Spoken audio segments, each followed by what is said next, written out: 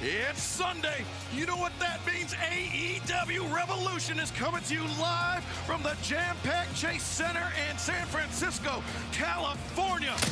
We are tremendously loaded here tonight. Our main event, the 60-minute Iron Man match. Will MJF retain the AEW World Championship, or will the era of the American Dragon, Bryan Danielson, begin tonight? Hello, everyone, and thank you for joining us tonight for Revolution. I'm Excalibur, joined by the human suplex machine, Taz, and the Hall of Fame voice of professional wrestling, JR. We have a massive night of action ahead, Jim. Yeah, it's going to be a lot of fun. I said online this week that if you like a lot of wrestling, this is your show. Well, a lot of wrestling and diverse, Taz, as well. Absolute physicality's coming at you. Well, DraftKings has $25,000 in total prizes up for grabs in a free-to-play pool where you can answer multiple choice questions about Revolution. Questions including, will MJF use the Dynamite Diamond Ring during the match, and more. You still have a chance. Sign up on DraftKings using promo code REVOLUTION right now and play free during the main event. Learn more about the pools with this word from our friend at DraftKings. AEW fans, it's time for you to get in on the action with DraftKings. Just enter a free-to-play pool and answer questions about the match. Get enough correct to win your share of $25,000 in total prizes. Questions like, who will get the first submission? And who will win the match? Just download the DraftKings app, enter the promo code, and join a free-to-play AEW pool. So get in on the action with DraftKings. Maybe it'll be who gets the chair. Well, we are just moments away from our opening contest, so let's go down to Justin Roberts. Your opening contest is set for one fall with a 20-minute time limit. And the Jericho Appreciation Society is banned from ringside. He says, sleeplessly, they're banned from ringside. You don't think Jericho doesn't have a plan? Come on. Introducing first, from Winnipeg, Manitoba, Canada, weighing 225 pounds, the Ocho, Chris Jericho. JR, to your point, Chris Jericho always has a plan, but Taz, for the first time in his AEW career, Chris Jericho on something of a cold streak. Yeah, a little bit, which is a shocking, surprising thing. He's going into a matchup with a man who has a win over him already. You know, so the thing is, I agree with you, Jim Ross, for sure. Knowing Jericho a long time, competing against Jericho, he's got to have a game plan for sure. Well, high stakes, you got it. Worldwide audience, you got it. Jericho knows all those marketing points better than probably anybody on the roster. So he knows what's at stake here. He needs to get back in the win column, quite frankly. He's got Floyd in hand. That nasty bat he carries around with him. So every match is important. Sure. If you get put into a situation like this on a major pay-per-view that is going to be widely watched globally, you want to put your best foot forward, goes without saying.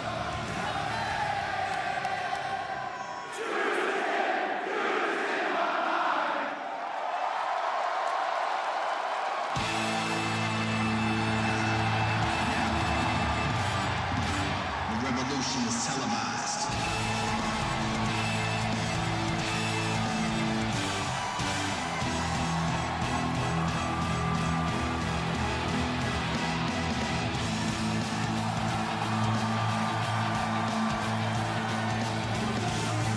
Weighing 210 pounds, Absolute Ricky Starks. You see Absolute Ricky Starks with the tape around the ribs. Taz, wasn't that long ago. It was late last year. Ricky Starks suffering a rib injury. He still toughed it out, but the assault by the Jericho Appreciation Society, the assault by Chris Jericho with that bat, re-aggravating that injury. Absolutely, and that's something that Jericho is a master at. He will pinpoint an injury and stay on it and find it, and that's a target around Starks' waist in that tape and ace bandage type deal there to keep his body together, and Jericho, I'm sure, will zone after that. You might as well get a magic marker out and write, hit me. You know, you kind of have to, though. You know, Jerry, you got to wear, you know, if you're having a problem with your rib, it's really tough to there's nothing to do for it except kind of support it with tape like this. Ricky Starks and Chris Jericho starting things out. A flurry of fists, and now Starks with the upper hand on Jericho here in the early goings. Starks needs to rely on his quickness, you know, for sure. He probably has the advantage over Jericho for sure on that, and his intensity is amped up right now. You don't want to blow it all too early either. That could happen. I've done it, and you're correct. That sucks when that happens. But Taz, you've experienced the heavy-handedness of Chris Jericho firsthand, so to speak, and you know what those shots, those knife-edge chops were doing to the body, the torso of Ricky Starks. Absolutely. You know, it's underrated how much Jericho is a heavy hitter. He's heavy-handed, and he's a triple tough guy. Man, Ricky Starks is so jacked tonight. He's fired up, man. He's fired up. His mental game plan. Look at this. Taking a big chance early. The tope driving Chris Jericho into the barricade. And Jericho looking something out of sorts here in the early goings. The faster the pace, perhaps, Excalibur, the more it's to Ricky Starks' favor. And not Jericho. And the thing, too, is I think all three of us could agree. I mean, Jericho's going into this with something he always has, is that's confidence. I think his confidence might be down a bit to the point you made, Excalibur. He's kind of been in the L column lately. Yeah, that's right. The loss to Action Andretti in December. The loss on the first Dynamite of the new year to Absolute Ricky Starks. Chris Jericho had never dropped 2 singles matches in a row in his AEW career. You go back to Ring of Honor's final battle where Chris Jericho was defeated by Claudio Castagnoli for the Ring of Honor World Championship. That's 3 in a row, 3 losses in a row for Jericho. Something that has not happened for Chris in 6 years. Well, one way you cure that, you win.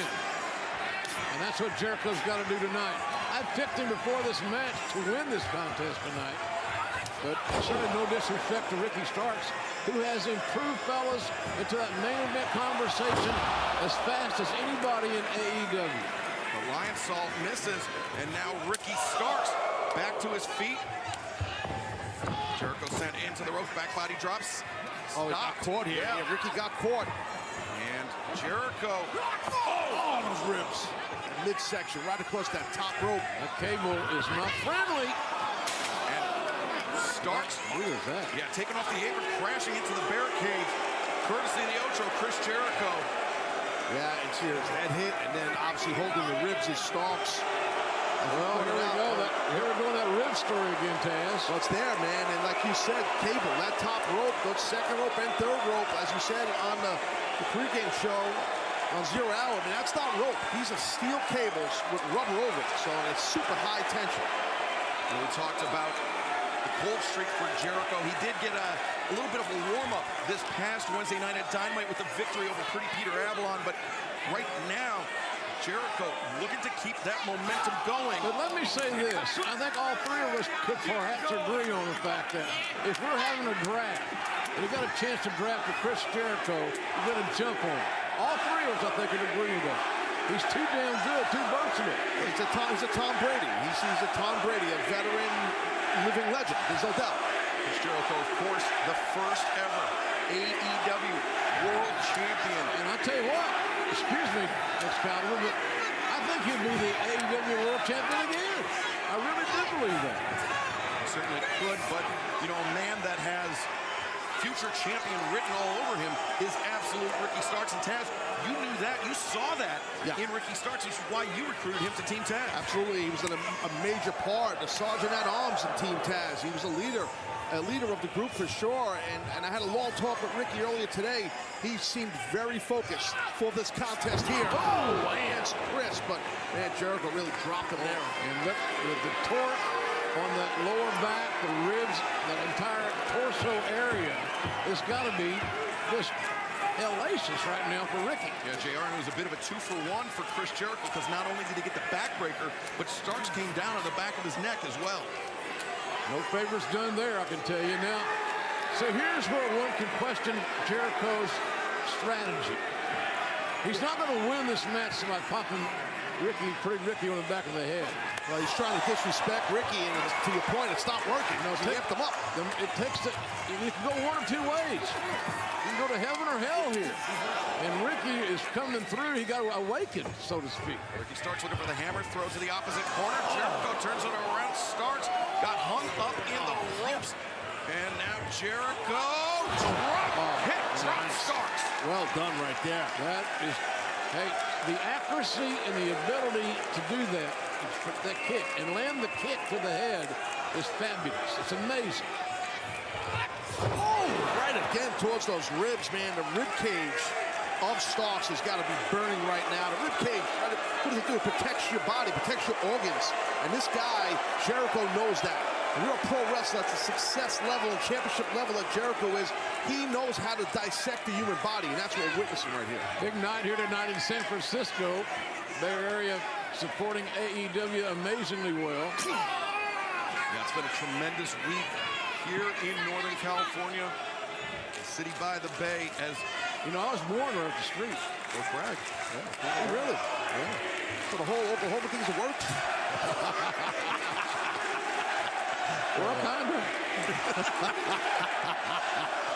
Great crowd on hand here at the Chase Center, and they are in support of Ricky Starks. I would say maybe close to 60-40, maybe 65-35 for absolute Ricky Starks. Ricky's got a great fan following. He's easy to like. He's a great kid, but if he only can stay focused for the duration of the match, sometimes he fades away. But he has such great abilities, he can recoup and regenerate his offense. Jericho was driving the elbow into the ribs of Ricky Starks, and Ricky popped Jericho in the face a few times now, throwing those right hands. Those are hard right hands, and good reversal by Jericho. And wow, what a follow-up, man. Good job by Starks. Ricky Starks, that shows maturity. He knew he had to hit something big, something significant.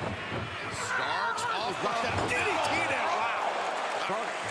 DDT, and now Ricky with the cover, the near leg hook down. Jericho kicks out. It was a struggle for Jericho to kick out before the 3 count, I can tell you. Now Taz, with a DDT like that, Ricky Starks, he twisted. It was the spinning DDT off the middle rope. The torque. But it also brings Jericho's body, his shoulders. No, but onto Ricky. Oh, on his ribs. Oh, absolutely. In the impact, yes. I think you meant the torque of the DDT. But yeah, no, you're taking some of that blow when you have a rib cage issue. Yeah. The torque. The torque. T-O-R. There's a Q and a U in there somewhere, I think. And an E on the end. Yeah. Chris Jericho climbing to the top. Ricky Starks.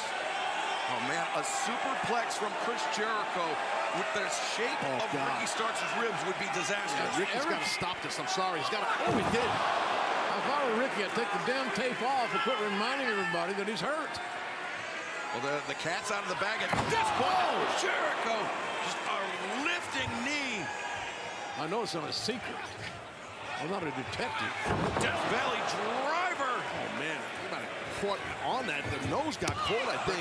Cover, and Starks kicking out. Yeah, he was clutching his face. He's clutching his ribs. Ricky Starks is in serious trouble against the Ocho, Chris Jericho. Well, Jericho is just, like I said earlier, picking apart the body here from the neck, the upper back. Obviously, the rib cage area, chopping his chest like crazy. Jericho sending Starks sternum first into that top turnbuckle, and Codebreaker attempted. Good power here by Starks if he can pull this off. Ricky! Turn it to offense, defense, offense, a cover, and a near fall. A desperation powerbomb by Absolute Ricky Starks. Yeah, he switched that quick. That was great by Absolute. That shows the growth of young Ricky Starks and the amazing future that he has ahead of him here in AEW. Starks thinking Rochambeau. Jericho escapes, lands on his feet, ducks the back elbow attempt, leapfrog by Ricky, and a spin. Well, that's some impact right there, folks. Great counter by Jericho. He's had him scouted, man. Oh, God, this might be it. Chris Jericho, no! Man, how close is that? That was super close.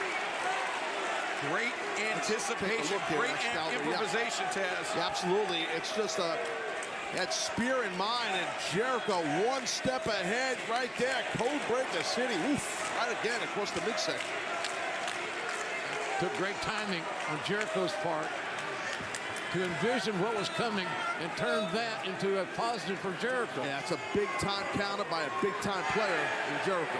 Yeah, Chris Jericho, a tremendous sports entertainer, but pretty damn good pro wrestler when he needs to be. Yeah, he's not too shabby. Neither is Starks. Slapping the daylights right now with Jericho. Just be careful. Don't throw hands with Jericho. Starks reversing Jericho into the ropes. The bypass. Jericho goes over the top, gets his footing on the apron. Look at Jericho move around. Athletic. Jericho to the Invigorated. Starks the spear. Gotta get him now. Top him. Got him. Covers and Oh, man. Pretty Ricky got close. About a half a count away at that. I mean, Starks had an awesome sense of urgency on that cover, but still wasn't enough. yeah, no wasted time. Ricky Starks immediately going for the cover after connecting with the spear, but Chris Jericho still with something left in the tank. Hell of a way to start off. Revolution here on pay-per-view, folks. These guys are, this is a main event anywhere, anytime. You can see the disdain and hatred they have for each other, eye to eye, literally head to head. Paz, this is a great rivalry. Yeah, I agree with you, JR, no doubt.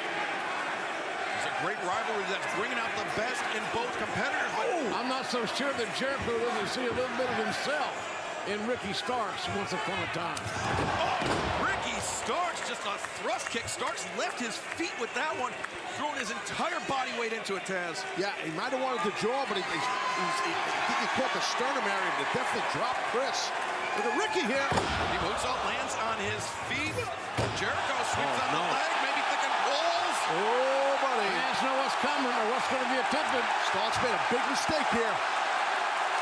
The walls of Jericho are locked in. See, referee Aubrey Edwards, she was eye to eye with Ricky Starks. Starks saying, I am not giving up. That's good officiating. Yeah, absolutely it is. Look at that counter by rolling in by Ricky. Great counter, but Taz, that takes so much core strength. Oh, wait. Jericho gets dropped down by Ricky Starks. Trying for a single leg grab here. There's a hell of a counter into this single leg, which is also a submission maneuver. Yeah, Old school. it is, though, you're right. And I just wish Ricky could figure four that over that kneecap, but he's got that brace on, does Jericho. You can't get the hand figure forward. Oh, whoa, what is this thing? Oh, the Jericho Appreciation Society's banned from ringside. And Who the hell was that? Action Andretti just wiping out. Where the hell these guys come I have from? no idea where he came from, but Sammy's not supposed to be out here. Look at this, Jericho. Floyd, the bat, makes his appearance. The bat Put him is- on the page sheet. As the referee's back is turned, I don't think Aubrey Edwards realizes what's happening. As Sammy Guevara and Action Andretti just continue to battle at ringside. And Jericho, the shot to the ribs. Referee saw nothing. Well, if that doesn't do it, I don't know what will. Yeah, agreed. Aubrey Edwards didn't see any of that from Chris Jericho. Jericho now lining him up. Judas. Starks. He blocked it. Look at Ricky fighting back.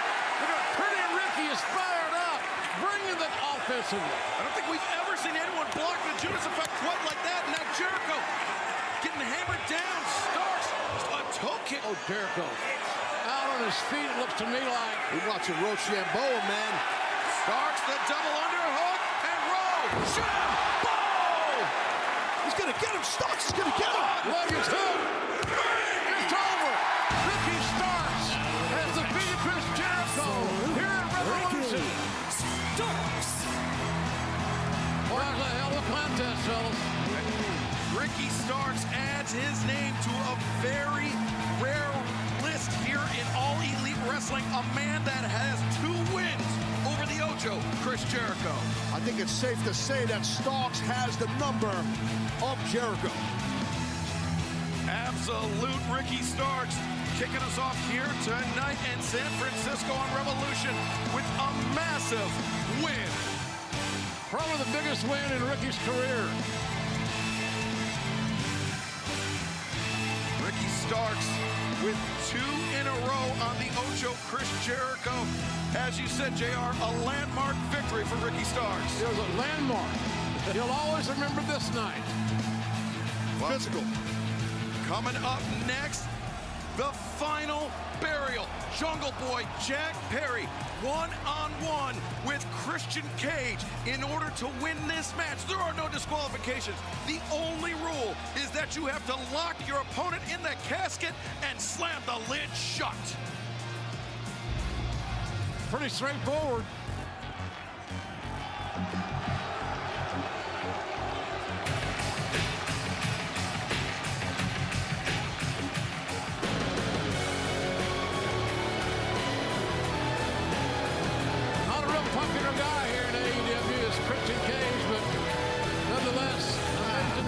did he? I don't think he's popular anywhere, not just AEW, but I agree, JR. Christian Cage, extremely talented man.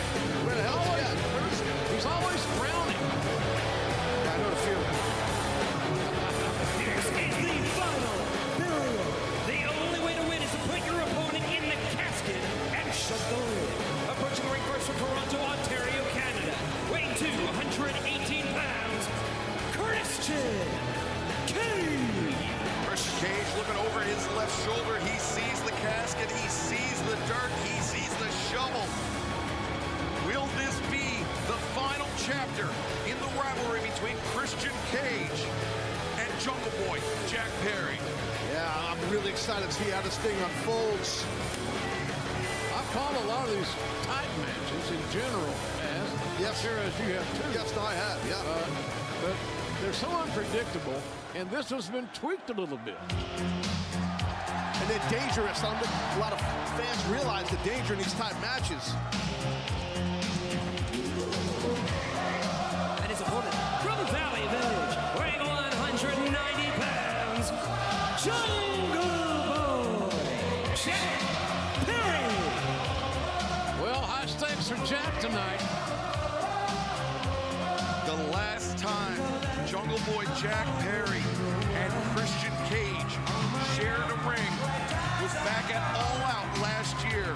Christian Cage defeated Jack in just 24 seconds, but Taz, that wasn't the whole story. On paper, it looks like a lopsided win, but Jack was stabbed in the back by his former partner, Luchasaurus, slammed on the pyro grate.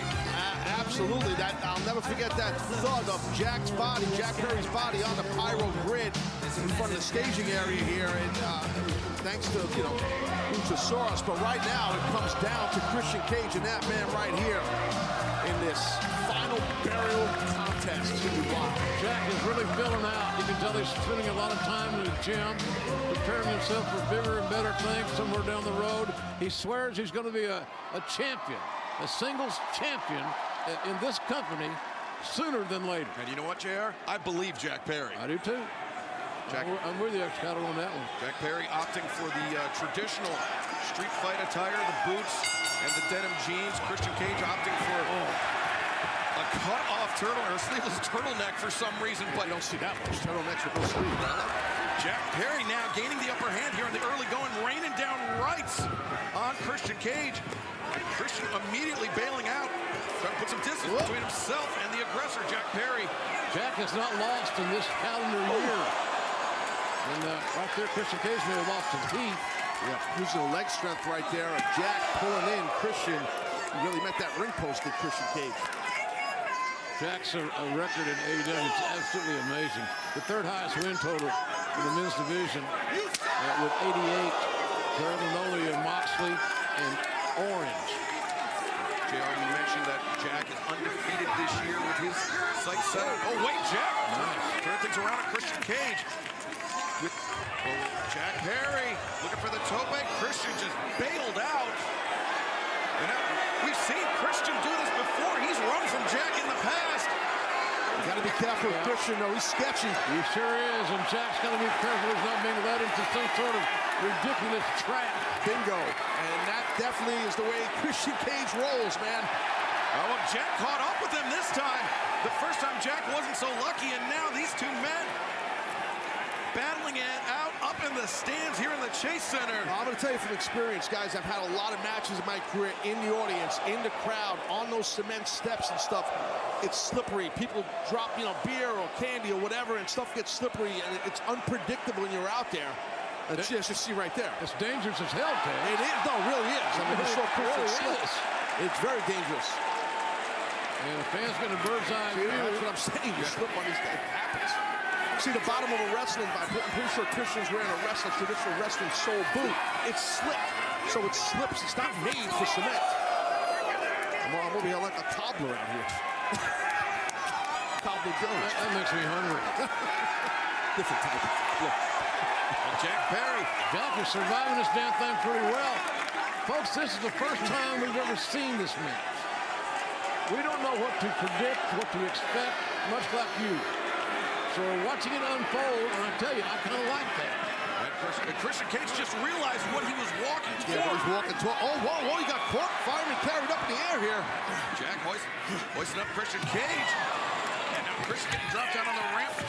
Christian Cage, he's fighting with a sense of desperation here, Taz. Yeah, you're right. Christian Cage does not want to get near that casket and that dirt over there to the left of our stage here. Jack Perry, I was mentioning his undefeated record here in this calendar year. A victory over a former multi-time world champion in Christian Cage would do wonders for Jack's momentum, JR. Nice on the resume, I can tell you that. Biting the head right there. You got to get vicious, got to get nasty. Do what you got to do in these type of matchups. Jack Perry raining down right hands as Christian Cage just getting battered in the... Oh, wait, Christian. Oh, talk about getting nasty. Christian grabbing a handful of hair. And you notice referee Stephon Smith, he didn't warn Christian Cage. It is no DQ. That was legal in this match, JR. Yeah, it was. I think he might have just checking to see how glazed over the eyes were. And there we caught a quick look there at Jack's mother, Jack's sister, sitting at ringside looking on.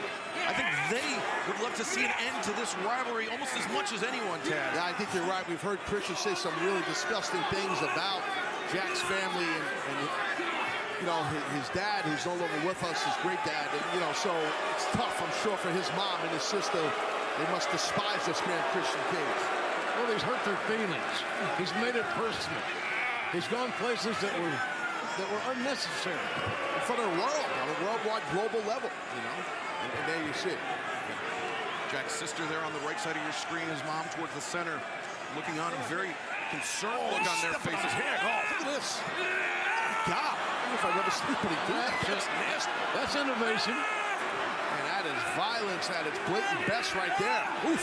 Innovation, and it's legal. Oh, damn. I mean, there's no submission. The only way to end this match is to put your opponent in the casket and close the lid. That's it. Plain and simple. But as we know, as history shows, you wear down your opponent in a ring, around the ring, in the audience, You're wherever. a loser, Jack. You don't have it. These guys have had interesting trails to get here. This is your goodbye. Christian had a 7-year absence from the game in its entirety. You heard Christian. He was barking in Jack's ear. He said, you never have it. You never will. Also, might note that Jungle Boy Jack Perry has wrestled more matches in AEW than anybody. At 132. He's paying his dues. He's getting better every single day. Oh! And Jack, he anticipated what Christian was going to do, and he turned it around on him. And now Jack, with the tope, sends Christian crashing into the barricade once again. He has a sudden and quick tope, Taz. Yeah, he does. He's got good first step explosion, and now you're seeing a lot of intensity and rage in Jungle Boy right here. Nice headbutt. Headbutt, and now above the eye. That's a very tender area. Christian's head just being bounced off those steel ring steps. But I'm just telling you, that shot above the left eye may do some damage. But it was really clean. Look what Jack is doing right now. Put him open, I think. I think Christian, I saw some blood there. This is how Jack Perry, this is how he tore the ligament in Christian Cage's elbow just a few months ago. But, oh, damn, spine versus steel. Steel wins again. And the back of the skull, too, of Jack Perry hit that steel step. Man, you knew it was going to be nasty. Let's take a look at this. Watch this impact here. Sweeps the leg, the ankle pick there. Surrounded by inanimate objects, many that are sharp, and they all hurt. He's taking his belt off again. Oh, boy. Woodshed time, JR. Yeah. Been there. Christian Cage. And again, there's no disqualification, ladies and gentlemen. Whoa! Hear that leather, that flesh meeting? That's another one. The crack of the leather belt ringing. Out through the Chase Center is Jack. There you see Christian. Just like this. You see his sister yelling at him. She must want to rip his eyes out of his head. It's got to be so hard for Jack's family to watch this, knowing it's an animalistic trade. It's terrible. It's all legal, too. No disqualification. Jack just being driven down. And his back is going to look horrific. And remember, Taz, when Jack was chokeslammed on that pyro grate, not only was it just the steel, but he was scorching hot. Yeah, burning hot. And now he's getting choked out with his own leather belt. It's smart that Jack's trying to get some separation with his fingers and the leather across his esophagus and his windpipe. We talked about how important this match was for Jungle Boy Jack Perry to win. But let's not forget the other guy. It's important for him to win as well. Christian Cage opening the lid of the casket for the first time. And, oh, look at Christian. He planned ahead. He must have planted those chairs inside the casket. Yeah, he had that look on his face like, who would have thunk it? Yeah, I think you might be right. Oh! But Jack with a big elbow strike. Jack up in a timely fashion. Oh, he's got to just get him in there and close that lid if he can. Oh, but back elbow, hard one. Jack hoists up Christian Cage, trying to drop him in the casket. Oh, Christian now. Oh, Jack's got to get out of that. Jack Perry fighting for all he's worth here. It's come down to this. We're turning the corner, it looks like. Oh, but body drop. You could feel the staging under our feet here. You could feel that vibration. A thin layer of dirt, absolutely no padding for the landing for Jack Perry. And that dirt didn't help him a tad at all. Now, what the hell does this Christian Cage have in mind with that chair set up? Well, he's going to try to hurt this kid. And the thing about these guys have gone so far in their matches and their encounters, you worry about the health. Christian thinking kill switch on the chair, but no! Oh my God! Christian thrown off the stage by Jack Perry. Now Jack leaping onto Christian off the stage. That was wild. Well, the family likes it. The crowd likes it. Maybe the only one here that doesn't like it is Christian. You know, we've seen... Watch this. Amazing, amazing. We've seen the lengths that Christian Cage is willing to go to end this rivalry, to try to end, shorten or even end the career of Jungle Boy Jack Perry. But Jack, he's low blow. Jack has pulled back in the past, and it's caught him. Jack has been unwilling to sink to the depths that Christian Cage is willing to, and that may be the advantage, the decisive advantage for Christian Cage. Well, to your point, yeah, Jack Perry always has that little bit of hesitation to go that extra mile to maim or hurt Christian. And right there, Christian with that low blow, again, all legal. Jungle Boy Jack Perry's going to take his heart at the door. These are environments you can't survive and win without being relentless and uncaring. Yeah, you got Jack Perry's personality allow him to do that. You got to be extra violent, as we're witnessing Christian do here. Christian bouncing Jack's head repeatedly off the top of the casket. Now Jack. Oh, that's it. He's just got to close the lid here. Got to shut the lid. That's it. Christian Cage with the final burial of Jack countering, pushing back as hard as he can, but it may be too little too late. Christian just throttling Jack, trying everything, but Jack, you can see how Jack's arms are shaking. He's doing everything to stay alive in this one as Jack throwing right hands. Fighting right back. He got to his knees and Jungle Boy Jack Perry. He's not done yet. Yeah, he realized he had to get out of that casket, and he did. Now what? Oh, what a shot. Oof. The dirt into the eyes. It's an old schoolyard trick, but an effective one. That'll blind you temporarily for sure. Christian Cage now. They get kill switch. Oh, my God, that is it. Somehow, Jungle Boy Jack's got to get put in that casket. Oh, no, guys.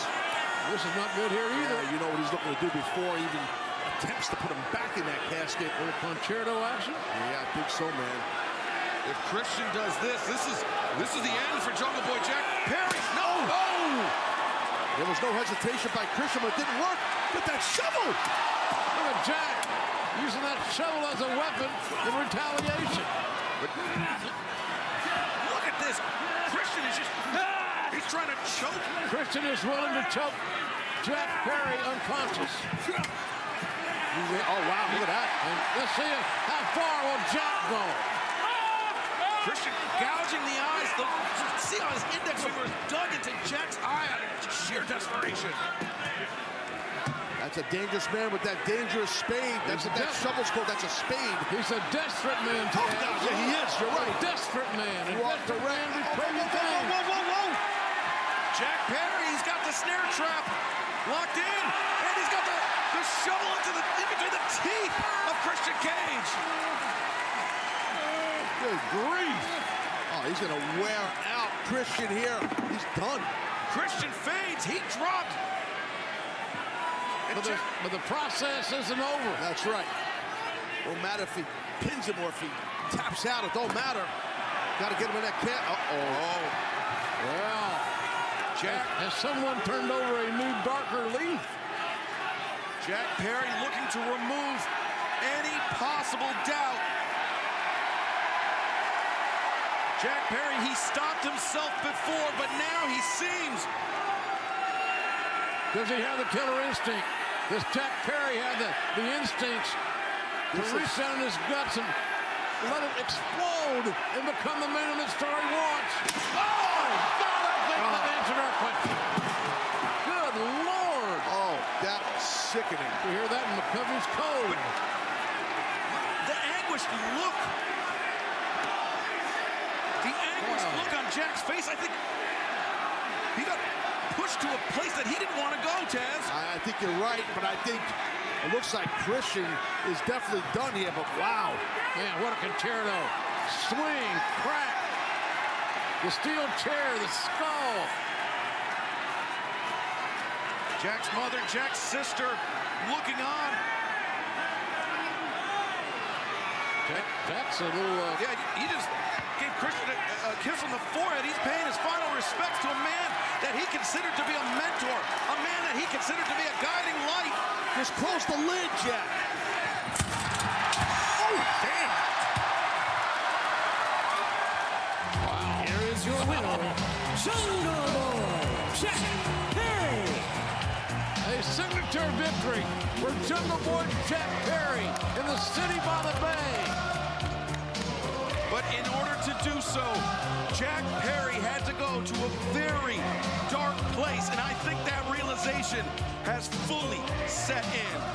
That's a price you pay, right, Taz? It's a price you pay. Yeah, that was, he went to that next level, did Jack Perry. He had to, let's be honest.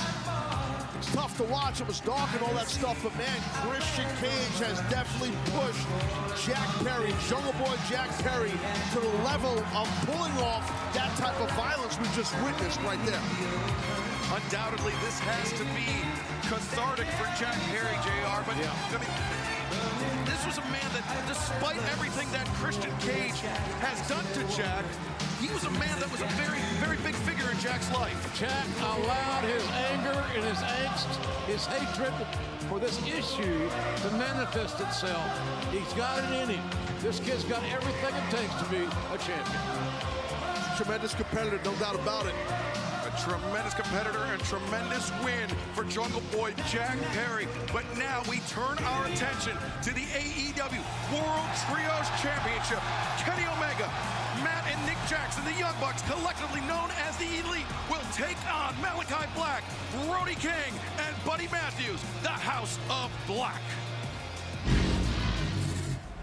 I feel like this is like a wrestling fan's dream. It's not just going to be high-flying, super kicks, et cetera, There's going to be that brutality factor brought in as well from House of Black. You absolutely never know what Malachi Black and the House of Black are going to come up with. So the unpredictability of them makes it hard to really predict what's going to happen in this match. I'm impressed with how the House of Black has evolved. If the House of Black can control the pace, speed of the match, in other words, they got a great shot at winning. But nobody's been able to slow down and dictate an extended pace to the Elite yet. I can't bet against the Elite. The chemistry, the blood relation, I mean, their time in Ring of Honor together. They know that ring awareness, they know how they function as a group, and I don't think anything can derail that. Who will leave San Francisco as the AEW World Trios champions? That's a really tough question. Luckily, I'm not the one that has to decide it.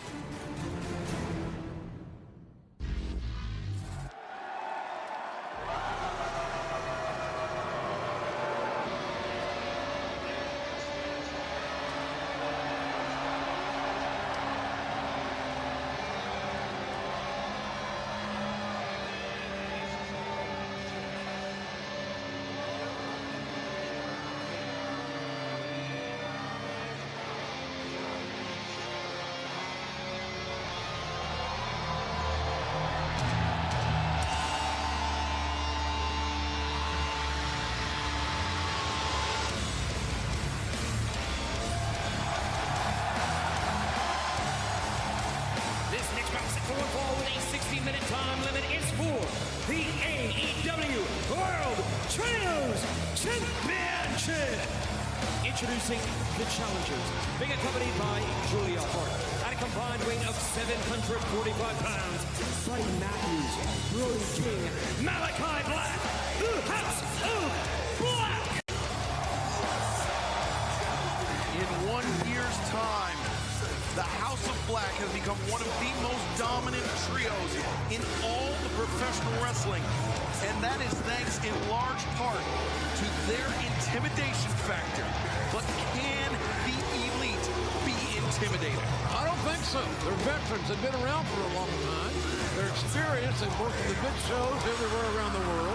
I don't think they'll be intimidated in any stretch of imagination. However, how do you plan for the unpredictability of a team led by Mr. Black? Well, that's the toughest part right there. What you just said, JR, is the unpredictability of these men here. You know, and I agree with you guys. I agree with JR. I don't think that the Elite will be intimidated. They have an edge about them, the Elite do.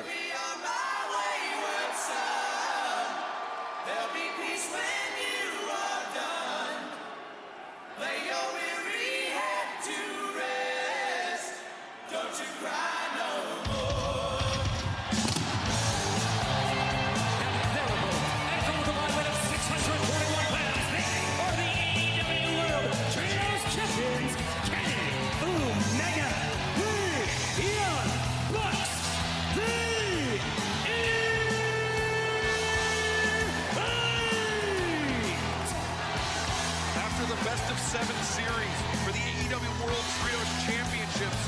You know, I think a lot of fans may have thought they've seen, you know, the best that this division has to offer. But then you have a team, a trio, like the House of Black, that athletically matches up so well with the Elite, Taz. Yeah, no, absolutely. Athletically, they match up. The thing you got to watch with the House of Black, as JR alluded to, is their predictability, but also the pure violence these three athletes can dish out. And that's the difference between them and everybody else in this trios division. And that, Taz, excuse me, seems to be where we are with the mindsets. I'm very impressed by the House of Black. I'll be surprised in a mild way if they don't leave here with a championship. But that's just my guess. Well, it's tough to argue that. Yeah, I think you might be right. And I have the utmost respect for the Elite, no doubt about that. Except I don't have a lot of respect for Don Callis, who's joining us. See the House of Black, they have not moved an inch since the Young Bucks have come to the ring. They're not intimidated either, Taz. No, I think the House of Black enjoys this. You guys want to say hello to Don? Hey, Don, how are you, guys? Don's here. Do we have to? Good to see you. To be perfectly blunt, I'm a little nervous about this. You should be. We were just talking about before you got on headsets here that the House of Black are a legitimate, nasty threat towards those trios titles right now. I made a very unofficial guess that we had new tag champions tonight. This match. That's what you said. I did. Well, what do you know? Nothing. You're right. I know more than you. I know what silly shoes you're wearing. You look like Jack Benny's brother. Here's the difference in this whole thing here. Here's the difference. The difference maker is Kenny Omega, who's the greatest wrestler who ever lived. That's going to be the difference. Captain Obvious, you're always on point.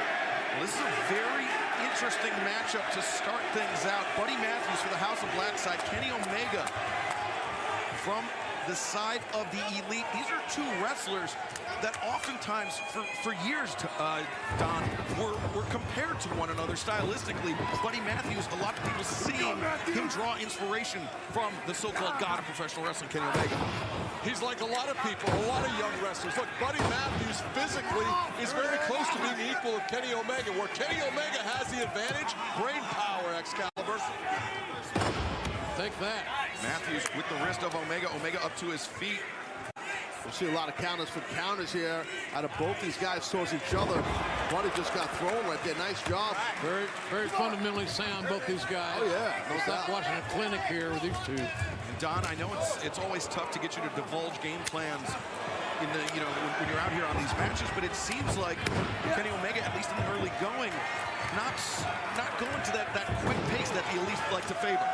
I'm going to give you a little inside information. My strategy was no game plan because I maintain you can't game plan for the House of Black. Let's just go out there and be what we are, which is great trios champions. You're all over that trios thing. Both evenly matched here. You see both these guys, Omega and Buddy. What's that? Tell me, you going to say something, please? Well, Malachi Black tagging himself in. I was going to say, Taz, as a competitor for so many years, there had to be instances where you had a game plan, you were coming into a match with a playbook in your head, and other times that you knew that you just had to go by feel. Yeah, many times you have to go by feel. So I get what Don's saying. Sometimes you do have to just go in there and go by feel. If you overthink a match and you go against a guy who's a stud, or in this case, 3 studs, you're going to get lit up, and that game plan goes in the garbage. Paralysis by analysis is what we say in business, Taz. Thank you, Don. That's what they say, Taz. Thank you. And this is awesome chant here in the early goings. Hey, these two teams, from what I've seen thus far, have great chemistry together. This should be a classic before it's all said and done. And remember, it's for the championship. This is a dream matchup for sure. If you look at Kenny Omega and Malachi Black. Omega blocked the leg kick attempted by the Dutch Muay Thai practitioner Malachi Black. Got wrist control right there. Great job by Kenny. And taking it down. You'll get control over that wrist joint. That little joint, man, that will take you down. Nice. Malachi sweep, but Omega, the boot up. Malachi charging in. Omega rolls off the back of Malachi Black. And the arm drag from Omega. Great counter, great arm drag there by Malachi. That's a hold like when a guy grabs around the waist. It's called a fat man roll, believe it or not. And that was really well done by really keeping your hip tight to your opponent, and take him down, and then key lock the arm. And that's what we're watching. A nice low ankle kick by Malachi. We spoke about the best of 7. Watch that. Educated feet, someone once said. Here we go. Get it. One-winged angel, but the back heel kick, and Omega knows he came very, very close to having his legs put out. And showing great respect and appreciation for the efforts of these two superb athletes. Kenny's a great striker, that's well documented, but you must be careful exchanging strikes with that man, Malachi Black. You can't allow yourself to get pulled into a head game with Malachi Black, in my view. Well, I think you're right, Don, and you talked about the brain power of Kenny by him tagging out. I think that was smart. I respect it. Matt Jackson calling out Brody King. How smart is that? No, Does Matt have a concussion? He might in a few seconds. This is a big, bad, painful man. I think he's the difference maker in this entire match. Look at the size difference, Jim Ross. Look at the size difference. That's like, maybe I'll tag in my brother. Matt Jackson sent to the corner. Brody King trying to flatten Matt, and now the tag made. That's one way to try to defend this guy. A double drop kick with the grip. Missed the count. Double shoulder tackle. Omega. Hit his head. That was a shot. That's a massive athlete. Now the House of And Black. he's athletic. Very quick. He's not a Clydesdale. This guy's a thoroughbred. The elite, the House of Black. Bit of a stalemate here. There we go. The old Pierce Sixer breaking down in the Bay Area. Buddy Matthews pairing off with Matt Jackson inside the ring. Nick Jackson just kicked Malachi out on the floor. Now Nick. Spiked him. Pretty was that. And Nick Jackson wipes out Malachi on the floor. A buddy sent to the outside. Matt Jackson. House of Black has lost their momentum. Yeah, Matt's going to fly here. Matt ascends to the top and the crossbody over the post. Now Brody King inside the ring with Penny. Brody King all tattooed up in his face, Vader. It's disturbing. And Omega counters the hook on Rana. That Rana on a man that's 6'6", just a little south of 300 pounds. That was impressive by Kenny. Really impressive. Terminator clap ringing out through this arena. Omega building up momentum over the top and wipes out the House of Black. Kenny. He can. He did it. We spoke about the best of 7 series the Elite had with Death Triangle just a few months ago. Oh, wait a second. Nick. Joe! 450 special. Whoa! Good God. Are you kidding? So are you kidding? The point I was trying to make was that the Death Triangle cut from a very similar cloth as the Elite, Don, whereas the House of Black, 3 completely different types of athletes. Well, I was about to say that the momentum had shifted to the Elite, but that's over now. This big beast has taken control of this match. Slow it down to the pace that the big guy likes. Business picks up. And Brody's got a lot of experience. This man's held titles in 8 different promotions. This is not his first rodeo. No, sir. Oh, Malachi, just a pump kick. Multiple pump kicks to the face of Matt Jackson. That's what the House of Black's good at, man. They will just, oh my God. That's a lot of ink coming at you. Candidly, Excalibur, I'm going to say I have not seen my guys get brutalized this hard, this early. Yeah, it might not be done. I think the beating has just begun here by the House of Black. And as we saw in that best of 7 series, the more aggressive, the more savage the battle becomes, that seems to take the Elite out of their comfort zone at times. Well, I think pace. It's all about pace, Excalibur. Well, reversal there by Nick Jackson, 2. The faster the pace, the better that the Bucks and Kenny like it. That's their feel. They feel it. Smart tagged in. Brody tagged himself in because he knew Matthews was in trouble. And Nick Jackson had nobody to tag out to. Brody took advantage of that. The splash in the corner, then the big toss. You notice how business picked up when Brody King got in this match? It changed things. It changed things. Well, you can see amongst all 3 members of the Elite, every time, to your point, that Brody's in there, there's a little bit of hesitation. They're trying to figure out how to go against him and take him down. It's a tough matchup for us. Right, exactly. That's well said. That's my point. Brody King up to his feet as Omega. Kenny trying to gain his footing on the top rope. He does. Boy, this Omega is fabulous. That double axe hand was right there. Those hammers. Omega. Now the discus. Bullish hammer. Brody King just absorbed all that contact. God. It's hard to believe how big this son of a bitch is. Start to go downstairs, Excalibur. Yeah, the basement drop kick. Coming over the top. Omega. Near leg is hooked in. Brody King able to kick out. Yeah, taking out one of the wheels, one of the legs of Brody King was definitely smart by Kenny Omega to bring him down a tad to get some offense on him. But again, we come back to the same conundrum. What do you do with this big son of a gun?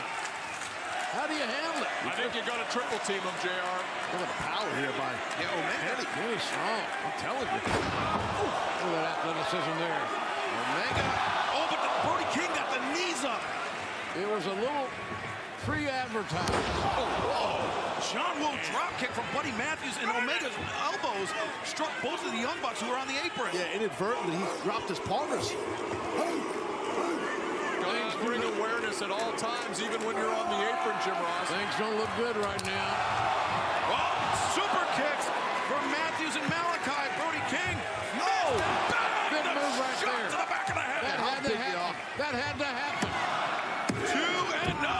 It don't matter how big you are. You get hit in the back of the beam like that. Good luck. First time in this match, the big man is in trouble. And Taz, to your point, the most damaging shots are the ones you never see coming. Brody King had no chance to anticipate that knee. You can see King is not. Kenny. Can he do this? Look at the power here.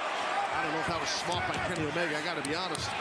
He's confident that he can lift this big guy. A little ambitious there. A little bit, Maybe Snapdragon. And the throw I could see getting pulled off because his hips are already underneath King. Well, there's some hits right there. I'm telling you. Short, fast-moving ink. Short arm lariat. Brody King.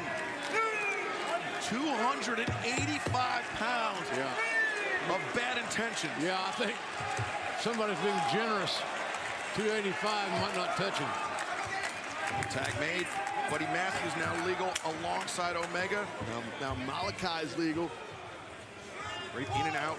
Teamwork by the House of Black. Creates confusion for your opponent when you do that. But Nick pulls Omega down to earth. Matthews and King. Oh, what a kick!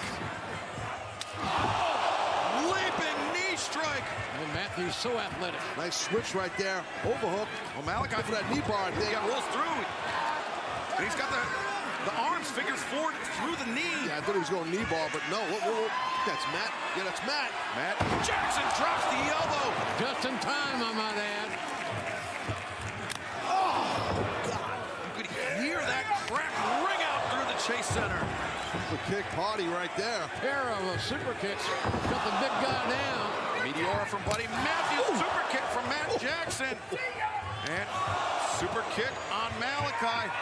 A sliced bread off the chest, but Malachi with the knee.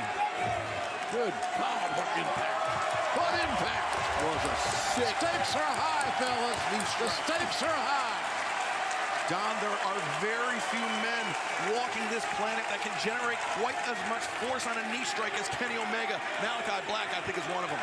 Might just be, you'll find, it's hard-pressed to find an athlete as explosive as Kenny, but you're right, Malachi looks fantastic. And they have the momentum, I might suggest.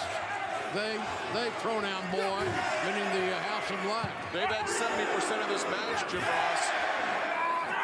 Thanks, Don.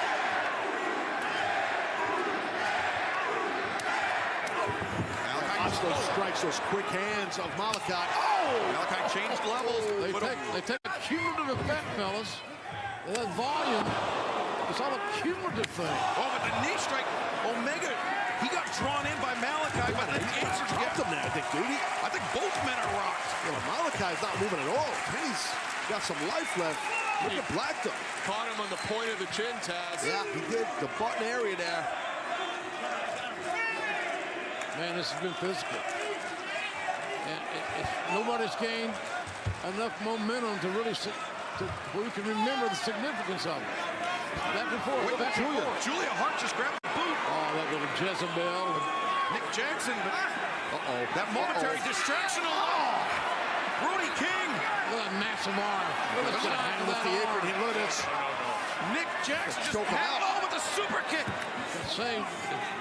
Thank God for brothers. And the kick to the knee drops Brody down. The super kick catches Brody. King the trigger. Perfect timing there by Omega. Yeah, it was. Very good timing. Brody King wiped out. Malachi Black finally rising to his feet and using his feet to great effect. Those kicks are toxic. Here we go. Snap. Dragon suplex Malachi. His momentum carried him up to his feet, but you could tell just by body language he is dazed. Oh yeah, you could just see. Look at Malachi, and Kenny's saying one more.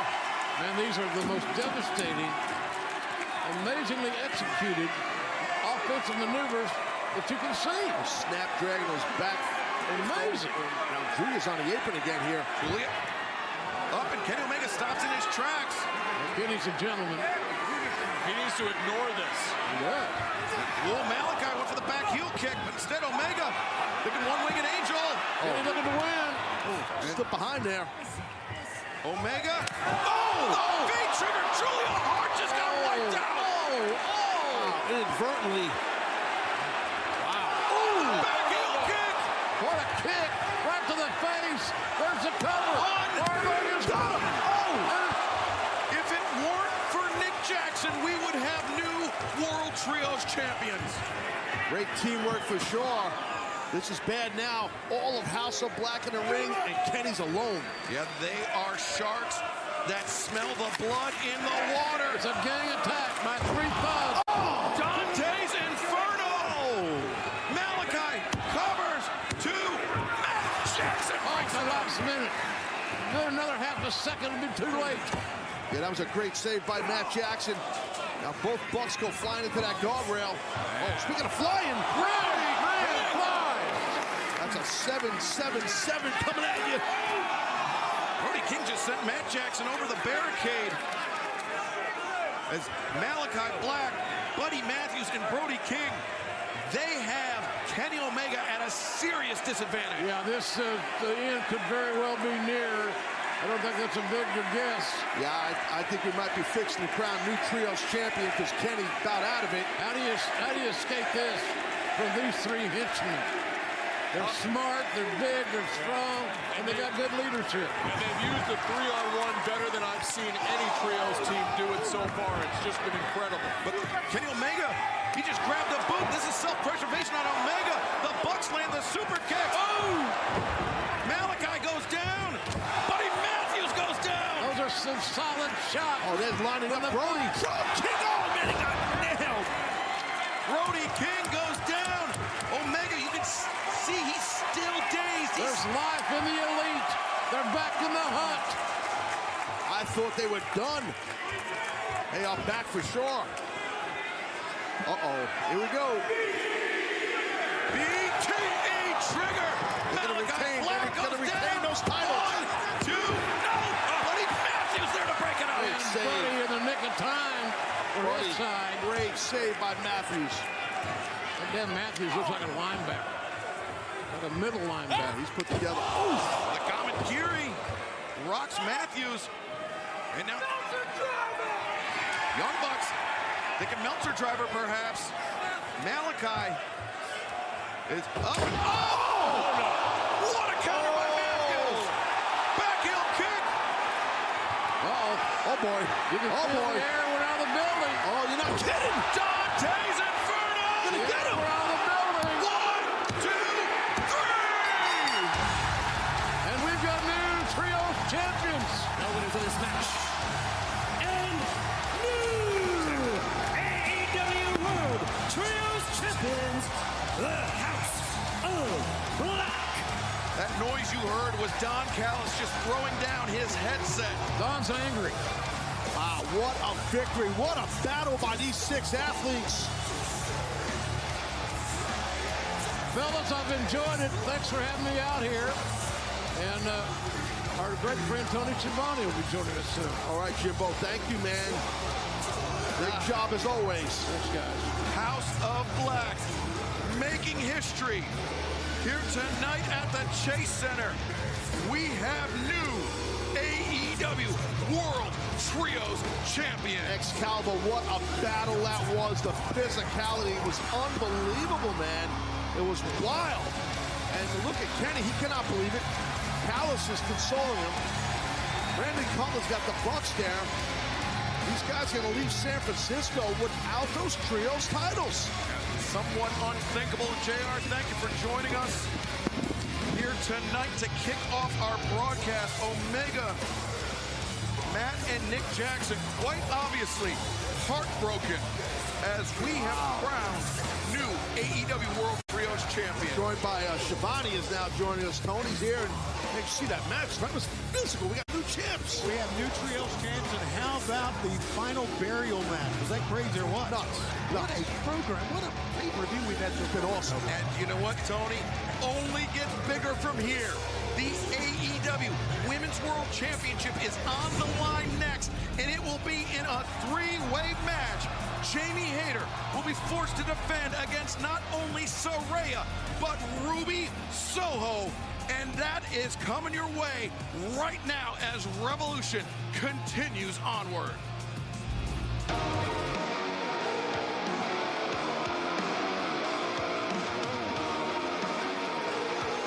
following is a 3-way match for the AEW Women's World Championship. Introducing the challengers first, being accompanied by Tony Storm from Norwich, England, Who would have ever imagined, even 6 months ago, that Saraya would be back in a professional wrestling ring? Not only that, competing for a world championship after her struggles. Yeah, I mean, I think it definitely shocked everyone in the pro wrestling world, and the pro wrestling community for sure, and a lot of us here in AEW. But this is what? Ruby Soho. We go for it.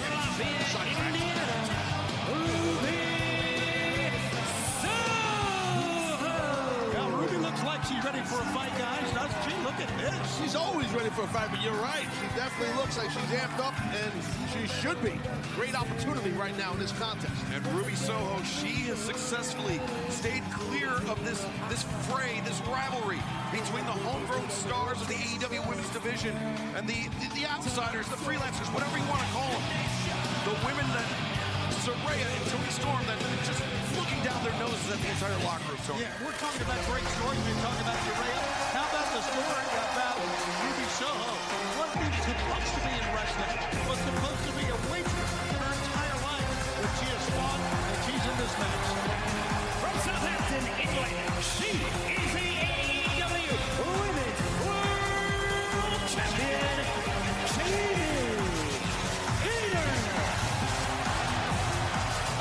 Jamie Hayter, the AEW Women's World Champion, representing the homegrown stars, not even just the AEW Women's Division, Taz, but of all of AEW. And Jamie Hayter, I mean, she is my champion, man. Yeah, well, that's where I think a lot of our fan base, the AEW fan base, feels about Hayter. She is our champion for sure in this women's division. She's been great. She's excellent. For a second, I thought she was part of the old school team Taz, but I digress. You're going to say someone had to say it. Come on. I'm friends with you. I mean, we've seen it with Steamer Trump, Taz. You got that same jacket. I actually like that jacket. Well, who doesn't, right? I was trying to wear that back in the day in the football we did, but I digress. We had a Okay, you guys got a prediction? You got a pick here? We got a pick now. We're gambling. I'm going to say Saraya. All right, I'm going to say I feel that Hayter retains. Okay, very good. Good call. What about you, Excalibur? On the fence, Jones, or are you going to make a pick?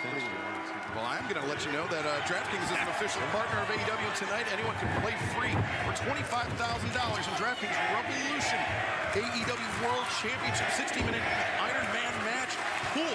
Download the DraftKings app. Use code AEW when you sign up and play free tonight. As you can see, a lot of a lot of moving parts in this match. So you really have to keep your eyes peeled, and especially with Toni Storm and Dr. Britt Baker at ringside. Well, no, you're right. And the thing is, so right there in the early goings, Hayter was building rapid momentum. Saraya, being someone with her experience, realized that and shut down that momentum and got Hayter out of the way. Oh, Ruby Soho just leaping in with the drop kick. She landed hard on her own back with that drop kick, guys. Yeah, Ruby Soho jarring her spine, but she's got to try to fight through the pain. She has the AEW Women's World Champion over the top of the barricade. Well, now she's got Saraya over the top of that barricade as well. Well, see, I think this is a mistake. I think right now they had shelled Jamie Hayter. They had a chance to go 1-1, and Hayter could have lost the title without even being in the ring. Ruby Soho diving off the barricade. You can see Saraya and Jamie Hayter, their heads struck the concrete. All three ladies right out here in the first few rows. I love it. We're getting wild in San Francisco, baby. Everything's been nuts. What a great night thus far, man. It's been awesome. It has, and a great crowd here at the Chase Center, just loving AEW. Oh, big elbow strike by Saraya. Live round. And a crack in the jaw of Ruby Soho. Ruby and Saraya fighting through the crowd as Jamie Hayter and Taz in these three-way matches, the deck stacked against the champion. Yeah, absolutely. You got to really be careful because you can lose your title without losing. That's what I was talking about earlier, Taz. Yeah. I'm sorry to interrupt you again because they had shoved Jamie Hayter on the outside, so it's Ruby and Saraya in the ring. Oh, Ruby! Her throat colliding with the top of the barricade, and Saraya once again, a lot of force on those elbows, Taz. Yeah, it was, and she's got to make sure you have to stay on top of someone like Jamie Hayter, because Hayter's very tough, very strong, with experience. She's an excellent champion for a reason, and I think Saraya is well aware, hence why her offense has been really physical on her. Jamie Hayter was crowned AEW Women's World Champion last November at Full Gear when she defeated Toni Storm. And since then, Hayter successfully defended that Women's World Championship against former champ Hikaru Shida at Dynamite. And she's also fended off eliminator challenges from Emi Sakura and the Bunny. But now in this three-way match, as you mentioned, Taz, Jamie Hayter doesn't even have to be involved in the finish and could potentially lose her championship. Yeah, it's big danger. And you know, the friendship with Dr. Britt Baker. Hold on, there's a cover here. Watch out. Saraya. I'm sure that Dr. Britt Baker and Jamie Hayter have had a lot of discussions about that. You know, just Jamie getting some advice or opinions as friendship, and as a former champion as Britt Baker was.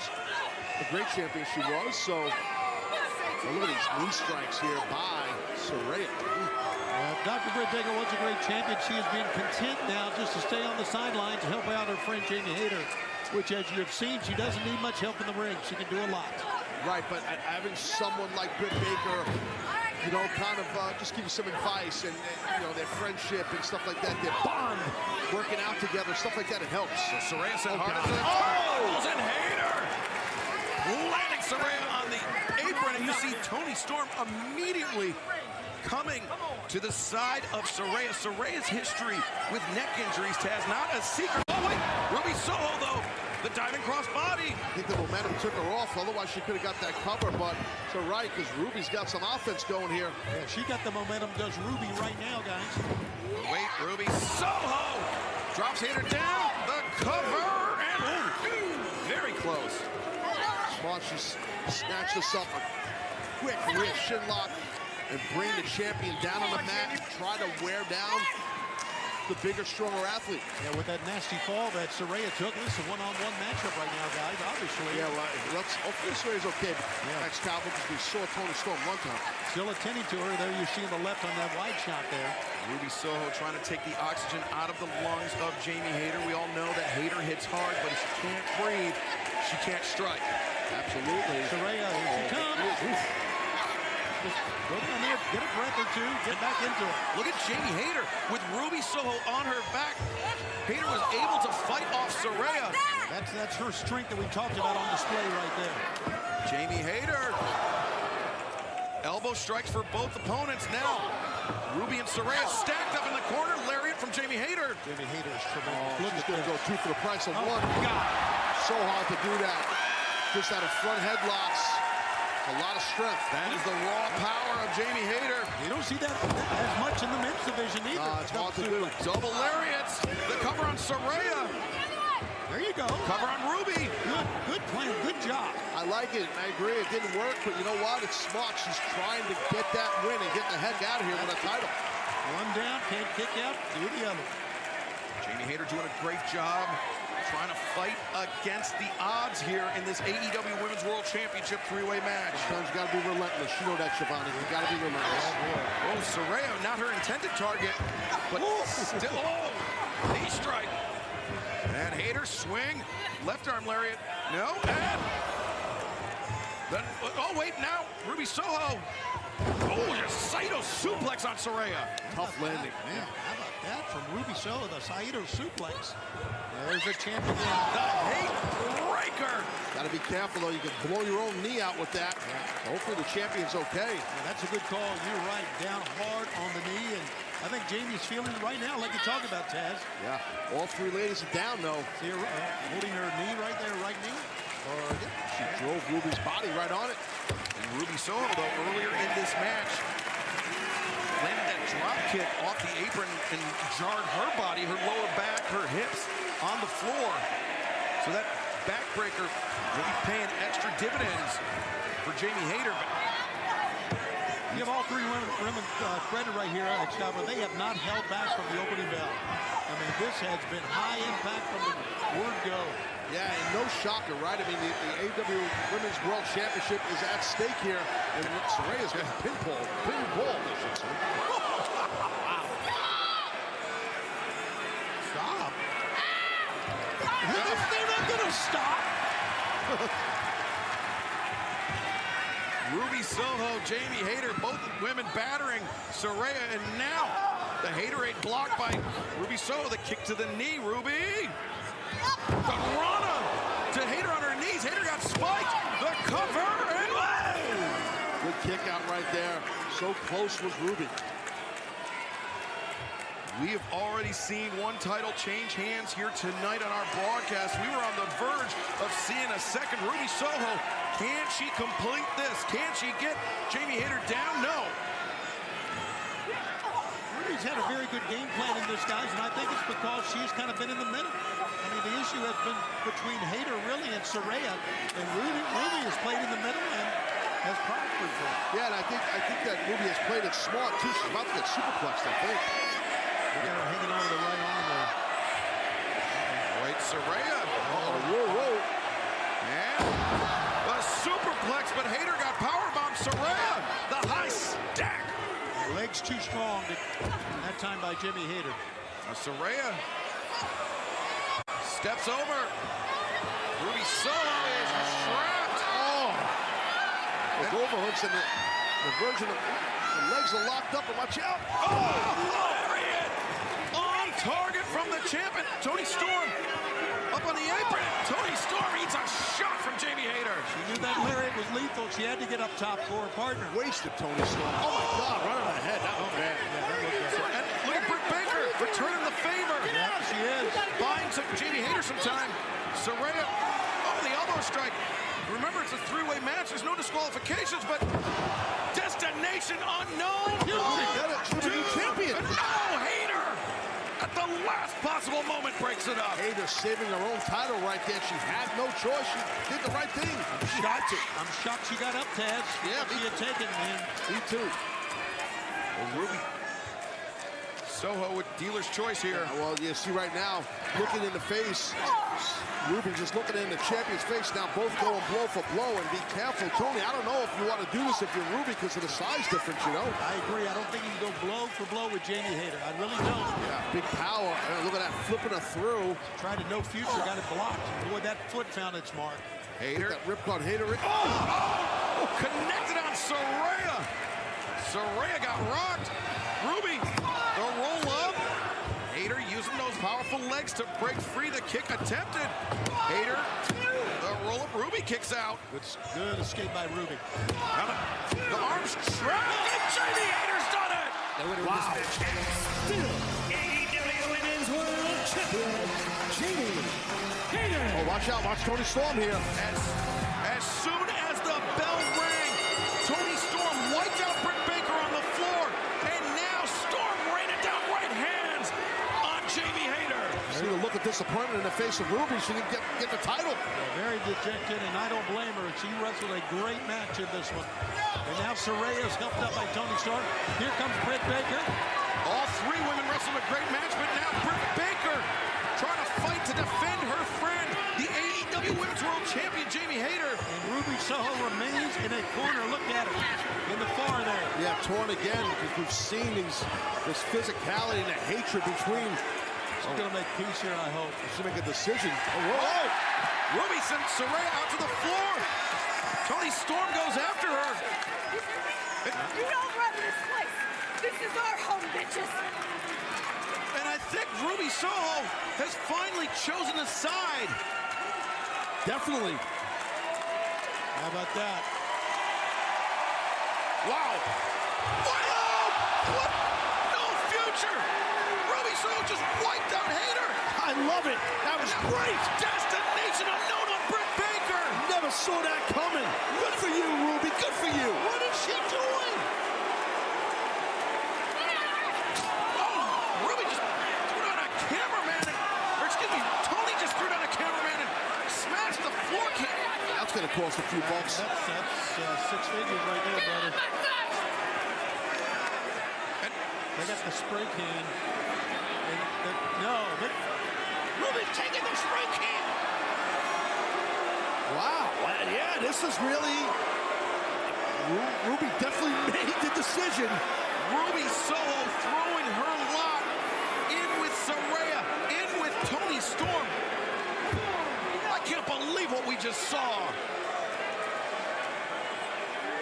Well, it wasn't exactly like Ruby was an AEW original, let's be honest. Well, no, you're right, but she had been here so long, she had seen what she was walking. I kind of like what she did, but man, that was wild. Ruby Soho stabbing Britt Baker and Jamie Hayter in the back. But still, at the end of the day, Jamie Hayter overcoming the odds and successfully retaining the AEW Women's World Championship here tonight. A great effort by all three competitors, but Tony just marred by what we saw from Ruby Soho just now. We talk about the battle lines being drawn between the originals and the outsiders, so to speak. That line just got a little bit more defined, hasn't it? Well, coming up next on Revolution, it's the Texas Death Match. Jon Moxley, Hangman Adam Page. Violence is guaranteed. And now let's take a look at how we got to this point. I mean, if me and Hangman walk down a dark alley, who the do you think's coming out? You. No rules, no ref. One guy enters, one guy leaves. Who the do you think's coming out? Our third match, I beat Jon Moxley's ass straight for 2 minutes, and at the very last second, he reached up, grabs my head, gets me through the old ball and chain pin, and manages to, I think he would agree, escape. If you want to go down that road, Texas Death, all you gotta do is say the goddamn word. I think that this is going to be almost a therapeutic moment for both of these guys at Revolution. A dangerous, bloody, brutal, therapeutic moment. When you put me in a Texas Death Match, it will be the end of you. It is not something to be proud of, it is not something to aspire to. It's a match built for destruction. But you are not the same animal as me! I think this could be the scariest match we've ever seen in AEW.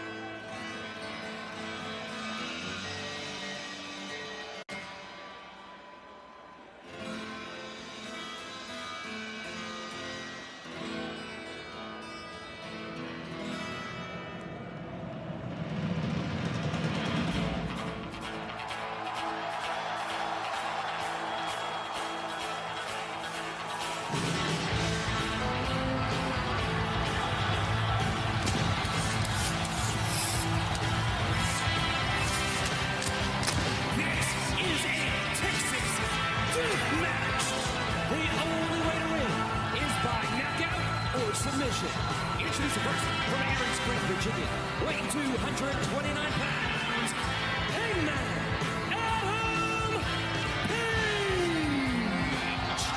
What a moment, man. Coming out the Ghost Riders in the sky for the Outlaws. Hangman Adam Page knows he is walking into a war with Jon Moxley tonight.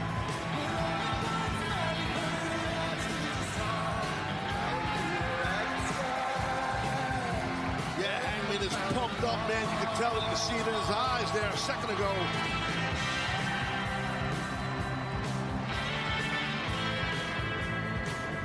All these red lights may be a sign of things to come. The color red. Yeah, we might see some color red.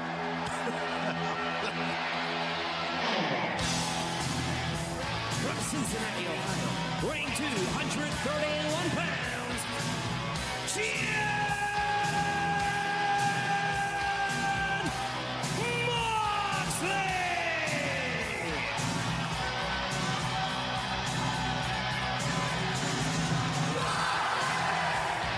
Jon Moxley typically very animated, very amped up when he walks through the tunnel, but that was a surprisingly calm walk, Taz.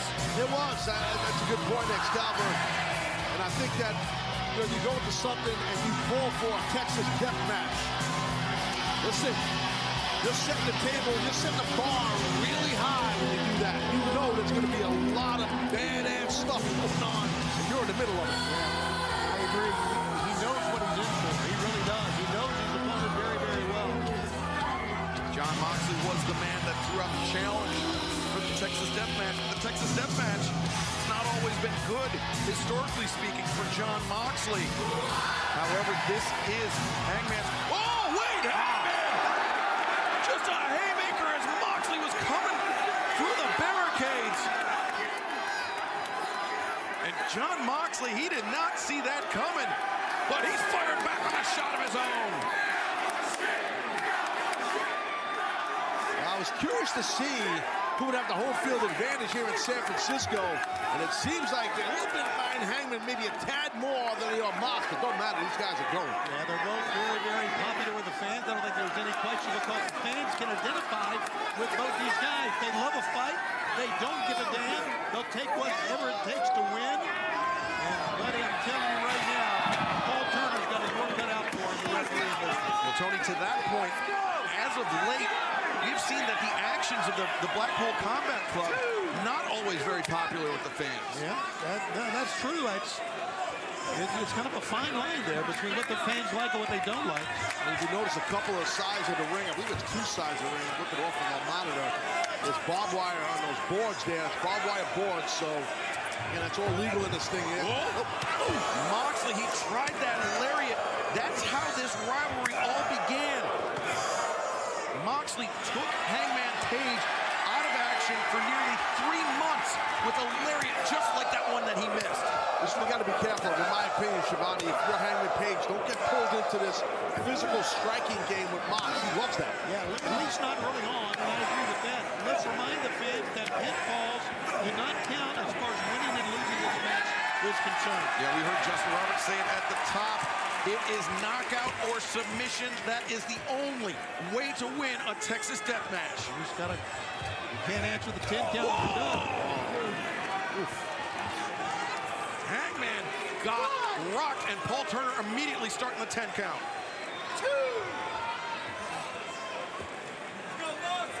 While Paul Turner counts, Moxley. He's got himself some barbed wire right there. No time, buddy.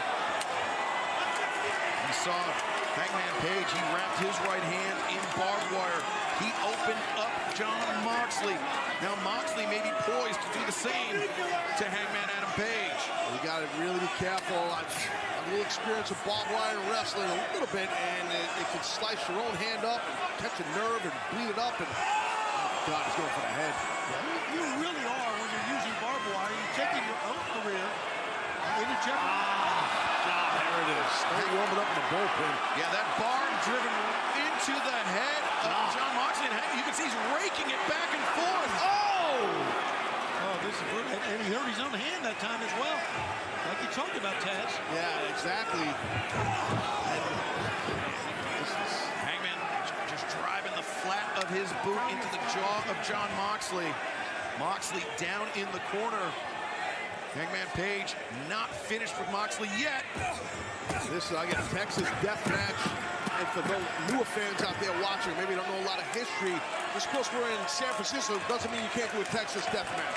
It's a style of match. It's a style of match that's been everywhere. So here we have it. Moxley up to his feet. Hangman wrapping the barbed wire around his boot. Moxley can't even stand up. Oh my God, Moxley's still.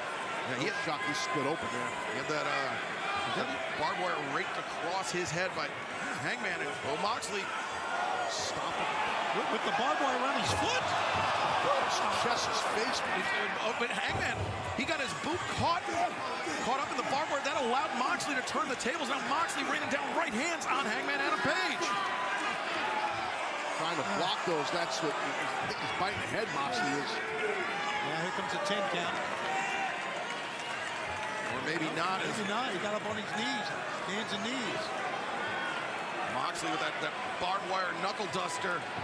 And right into the head of of Hangman Page. Blood on the shoulder from his head, or did he get cut on the shoulder as well? Who the hell knows? I'm sure his shoulder will be bleeding in a few minutes if it's not already. Strong breeze will make John Moxley bleed. I agree. No, you know that happens when you've bled a lot, right? That scar tissue is very thin. It's always thin. Yeah, it happens. Looks like Moxley's got something going on in that boot right there. I don't know if he's got. He's got a fork, a blade. I don't know what he's got. Again, all legal. Yeah, that's a fork from John Moxley. Where's the butcher when you need him? Yeah, I was thinking the same thing. This is very Abdullish. No doubt. We're laughing because we're sitting here. We're not in the ring with this maniac with a fork. Double leg. As Hangman, he's trying to wrestle that fork out of the hands of John Moxley, and Moxley trapped him in the triangle. Triangling him up right there. Hangman trapped in the triangle, and Moxley pin crushing him. That is graphic. Oh, man, that's bad. Oh, man. What? Wow, look at this. Man, oh, man. What a... Look at John Moxley. Blood just splattered all over the place. And Moxley, just a running knee strike as well. We knew there would be blood. I don't know if we thought blood would be splattered like this about I agree with you. I didn't expect that. I mean, definitely some... We knew it'd be gory. It's Texas Death. And Moxley's not done. On our tremendous countdown special ahead of Revolution, I speculated that these two men would not leave San Francisco the same after this Texas Death match. And I take no satisfaction in the fact that those words seem to have come true, Tony. We've seen both these men injure each other. Both these men send the other to the hospital during this rivalry we've seen over the past few months. Well, maybe this what's happening is going to... They have to go to this other violent level for things to be settled, possibly. Maybe they've taken this to a whole new level. A whole new level.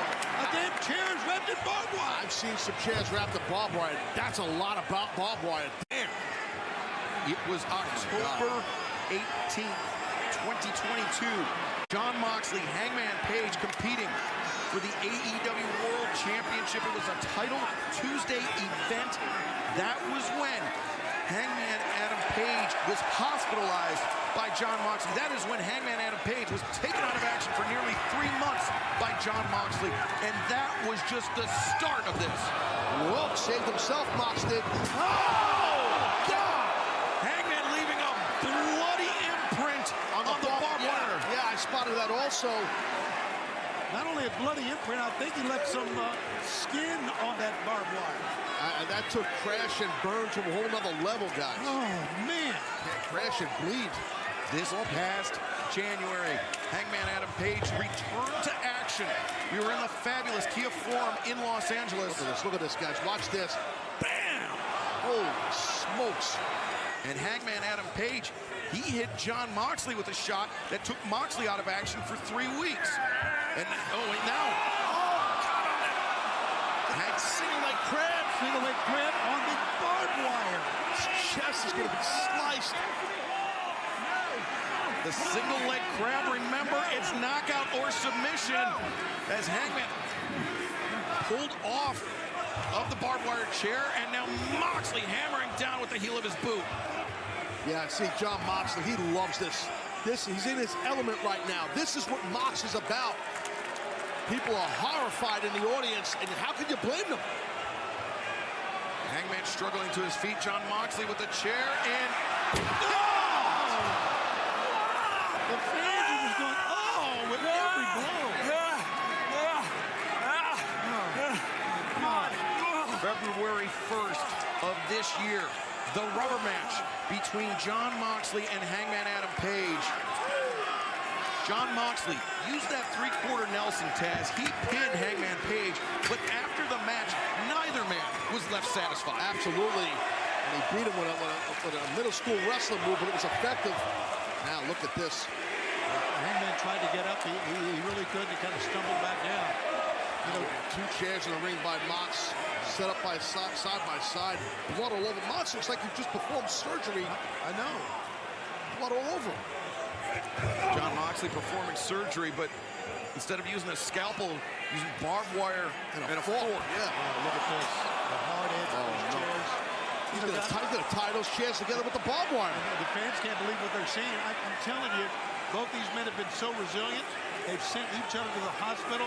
But guys, we are seeing a whole new level between these two men here tonight. Something we've never seen. Oh, what a counter here. What a counter by Hangman. Yeah, he hoisted up Moxley. Desperation out of Hangman, but Moxley using those elbows, and now again the right hands. Whole new level of violence. I don't think anybody here is surprised. And on the broadcast Moxley table. biting at the head of Hangman Page. Wait, Hangman. Oh my God! Oh God! Oh, watch out! Oh man! The The power bomb onto the chairs, wrapped in barbed wire, and Taz. That could have been a catastrophe. Somehow even worse for Moxley if Moxley's spine hit where the chairs were joined. Look, a glancing blow. Exactly. Mox would have been split in half. And look at this again. Look at his impact. The chair just got wasted. Now, in the left, you see the 10 count being administered to both guys. But finally, they're both up. Moxley to his feet, but only by rolling out of the ring. Hangman, just a kick to the back of the head. Open shot. Notice how Moxley's posture changed. He dropped his hands as soon as that kick landed. Yeah, it was a shot right to the skull. Sorry, Tony, go ahead. Look at the cuts on the Hangman's back. I mean, you can't see him that way. Yeah, I saw it a second ago. You're right, though. Now what? What is he doing here with the barbed wire? These guys are figuring out new ways to use barbed wire. Wrapping himself. I'll tell you that. Hangman Page wrapping his torso in barbed wire. Look at that. See the cuts? That's the barbs digging into the back. He's going moonsault! Hangman Page! Glory horror moonsault wrapped in barbed wire! Oh, and he cut his torso with that as well.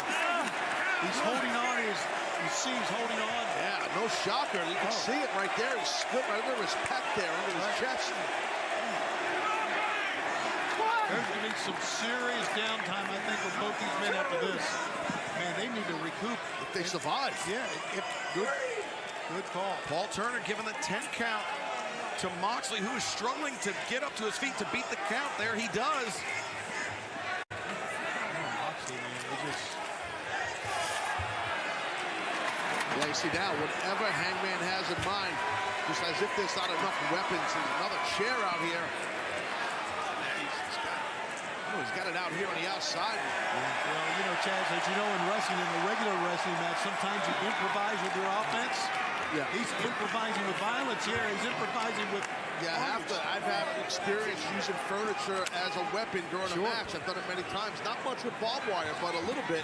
But I've seen guys do it a lot. Oh, Moxley with the cutter. That was great. Just waiting on him, man. Just waiting on the Hangman. And Taz, there are competitors that when they see their own blood, when they taste that iron in their mouth, they shrink. Jon Moxley, it makes him even more violent, more vicious. It does something to you. Been there. You know, I'm telling you, and it does something to you when you feel that blood. And you're right, some guys have and do fall apart when they bleed. Neither of these guys, not just Mox. Moxley still looking under the ring for something. Meanwhile, Hangman. You can see those cuts all over Hangman Page's torso, underneath the left pec, as you identified, Taz, and it's all across the back as well. God, this again a whole new level. In the back, he's got a chain, guys. He's got a chain. He had to go deep for that one. He's got a brick too. A brick. Two bricks. A freaking brick. Couple of bricks. Got a big chain. What? Again, Texas death match, all legal. I can't remember when I've ever seen a brick. I've seen it, but it's rare. It's rare, and he's gonna shatter his hand. He's gonna shatter his hand. Hangman. Oh, look at that! God. Oh! That's it. Hand's got to be broken. All those little bones in your knuckles. Just think about that. Paul Turner giving the 10 count to Hangman. Now, Taz, if Hangman Page, if his right hand is shattered, even though the lariat hits with the rest of the arm, that still decreases the efficacy. Can't make a fist. You can't bring the power on that buckshot lariat the same way you would have, you know. You might be gun shy too because of too much pain. That's very true. John Moxley knows that. John Moxley knows exactly what he's doing. Oh! Oh my God! On the chain. Dude, that was a perfectly executed pile driver on a gigantic steel chain. Is there any part of Hangman's body that's exposed that hasn't been hit so far? Front side, sides, the back, the head. This impact. Top of the head. The 10 count continues in the ring. Hangman up to his knees. Oh, Hangman drops. But it was enough to reset the count. Hangman. Oh, wait. Hangman's getting hog-tied with that chain. Well, as a cowboy, he should be very familiar with this, but not on his own body. And right across the cheekbone right there, clasping his hand with that S-grip, wearing him out. Oh, but Hangman. Oh, he's biting the hand he's got. He's biting his thumb. That's a desperation move, but damn it, it's working. And boom! Oh, Hangman, a shot. And that one dropped Moxley. Even an open-handed palm strike, Taz, when delivered well, even with a potentially broken hand, can drop a competitor like Moxley. Catch somebody on the button, on the jaw, but it might have motivated John Moxley here. What more can they think? What more violence can you think of here? Well, he's thinking of something right now, Taz. I don't know what he's thinking of, but he's got something. Oh, it's the barbed wire board. Yeah, exactly. Put it across, upstairs. Moxley making a barbed wire bridge. Exactly, like a table, and try to do some kind of offensive move to Hangman. That hurts just looking at that. You're not kidding. You know, John Moxley, he's felt. Oh, that hand that was crushed in the brick. John Moxley has felt what it's like to crash through the barbed wire in a Texas death match. I'm telling you guys, on that barbed wire wrapped around the chair, there's skin. I think you're right, man. You can see there's something. I think it might be hair. You're right. Wait, Moxley, he landed the pile driver on the chain already. Now thinking pile driver on the barbed wire chair. No. You might be thinking Deadeye. Oh, wait, Moxley, looking for the sleeper. Back drop suplex. Moxley up to his feet. Hangman, the lariat connects. He had some momentum. He ate the suplex, Mox did, and then just got jacked with that clothesline. The fans are applauding. I think they're applauding because both men were able to rise up for just a moment. And now you hear the chant of "This is awesome," and you're damn right it is. It's something else. But Taz, as we talked about, that injury to Hangman's right hand, I think if that lariat was landed under better circumstances, Moxley might have gone out from that. I think you're right, but that roaring forearm, another one. Rolling elbow strikes. Oh, Moxley.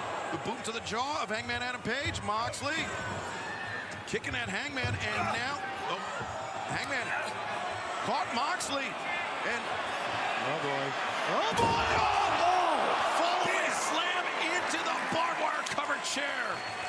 God, that had to burn like, oh man. And now Hangman. Deadeye, guys. Deadeye. He stuck his top of his head into the barbed wire. And that was graphic. Oof. Stuck it into the barbed wire. Oh man, I agree with the fans. John Moxley's neck, head, face looks like it was in a blender. What, man, oh man. Hangman Page up to his feet with the assistance of the ropes. Moxley desperately struggling to try to beat the 10 count. Oh, Moxley dropped, his head dropped. Whoa, whoa, whoa, look at Mox. Oh, Moxley, he was up, he beat the count. But slipped what he did there. Oh, Hangman. Oh, Moxley into the barbed wire. He got bit again with his own weapon that he set up.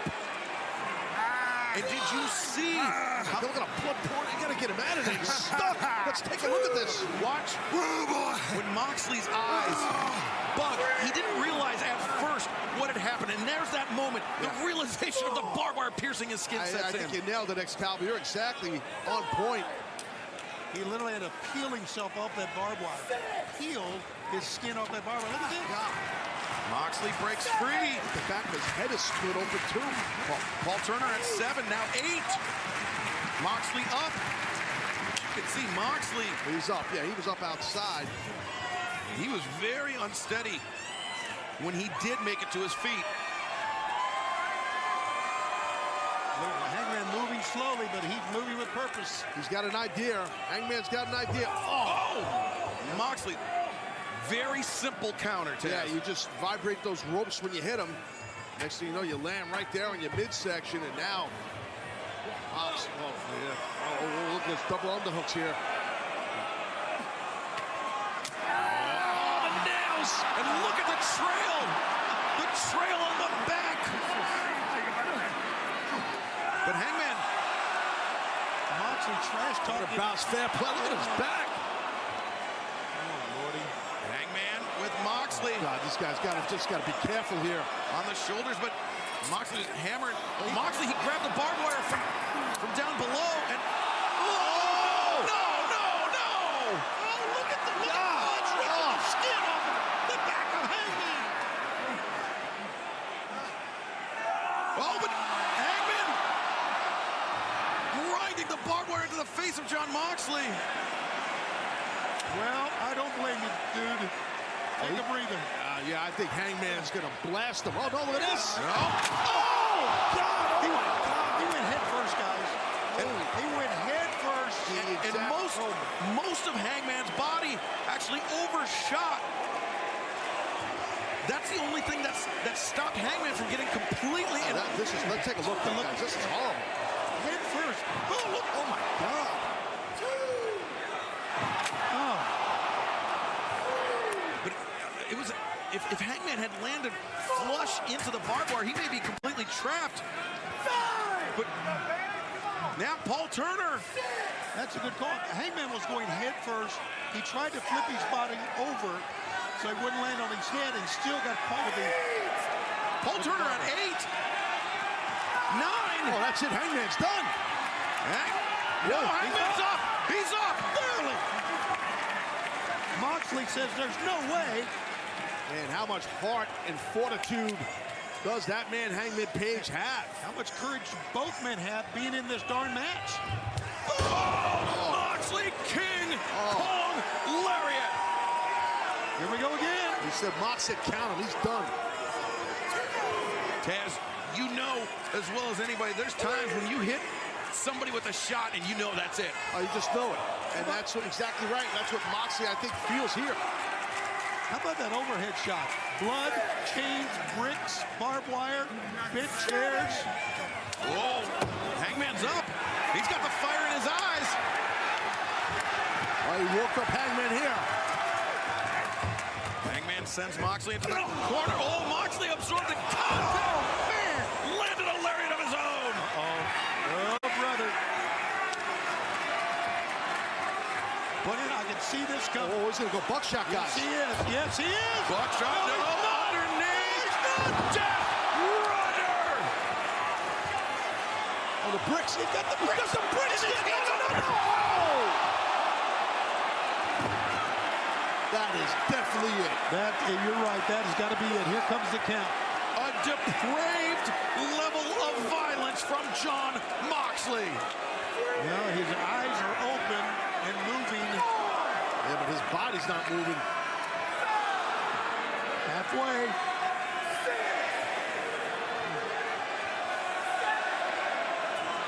Look at him moving. He's pulling himself up. How is he doing this? Hangman Adam Page. Oh, now Moxley. The rear naked choke is locked in. Got to get wrist control. You got to get your hands in there, Hangman, and stop that choke like that. Pull it up over your towards your jaw. Well, Moxley changes grips. He's the S grip, but when he adjusted, that's when Hangman got to his feet. Yeah, but John's so good with submission, man. He ended up cinching it back in. I believe in this match, going to the ropes is not going to help you out at all. No, it won't, and Hangman fades. Yeah, there you go. Might have choked him out. Moxley taking a breather, but also he's got got the chain in hand, I think, just in case Hangman somehow gets up. Should he need it, you're right. Yeah, he's got another game plan, but he's at 6 right now. Moxley screaming, stay down. Yeah, just stay down, Hangman. I agree with Mox. Just stay down. Don't take any more. He's up again! God. He's up again! Each man's got one end of that chain. Oh, Hangman! Drill him in with the chain! That was a haymaker. Hangman may have thrown everything he had left into that lariat. And now the bricks stacked under sides. I don't know what we were expecting, but we won't forget this match. Oh, no. Oh, God, no. No. Moxley, he spotted those bricks, and now Hangman out to his feet. Got his own rear choke here.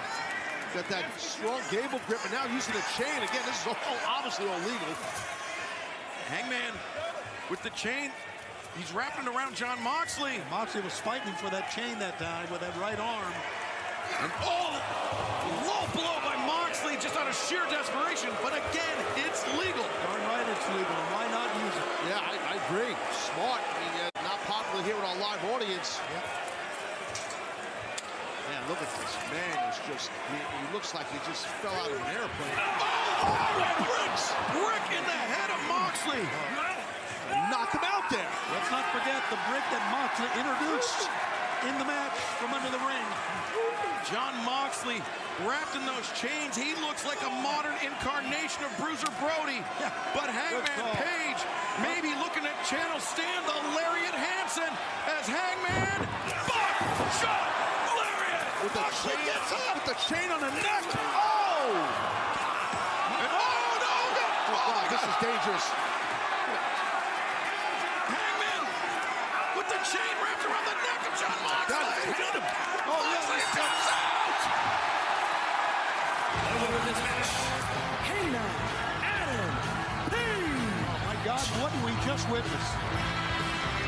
Taz, for Jon Moxley to tap out, I think he must have felt like his trachea was being crushed. Yeah, I mean, we saw what happened. That giant chain was around his neck. Being hung, I mean, off this apron, I mean, he had no choice but to tap. And remember, it was the lariat to the throat by Hangman Page on Jon Moxley that took Moxley out of action for 3 weeks. That same trachea. You see, Yuta just ran out. He was seen him off camera, and Claudio and Chekhov. Look at this violence here. This was wild. I mean, there were so many devices, forks. We talked about bricks being used, and of course the barbed wire was everywhere. There was so much. Just heavy-duty stuff here. Cats, once you get over the carnage, you got to tip your cap to both men, man. Absolutely. Yes. Look for the Rick, here comes the tap out. Yeah, he was being choked out.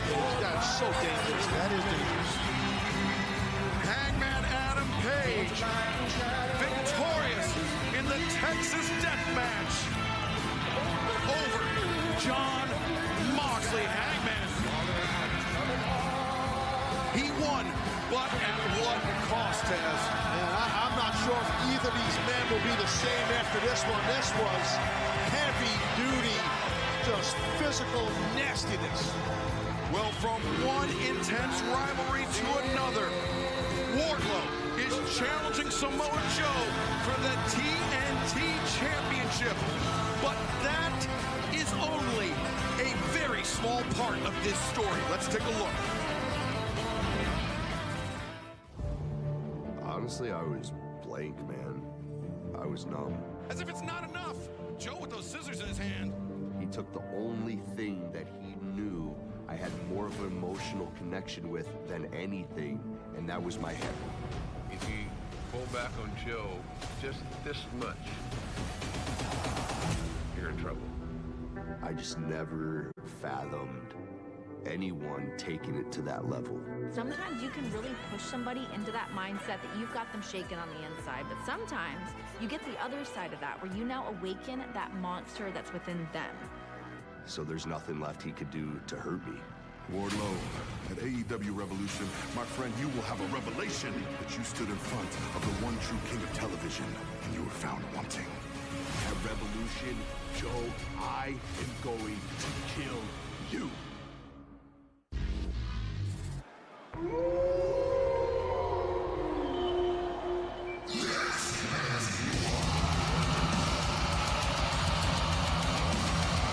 The following contest at 4 ball with a 20-minute time limit is for the TNT Championship. Introducing the challenger from Cleveland, Ohio, weighing 277 pounds.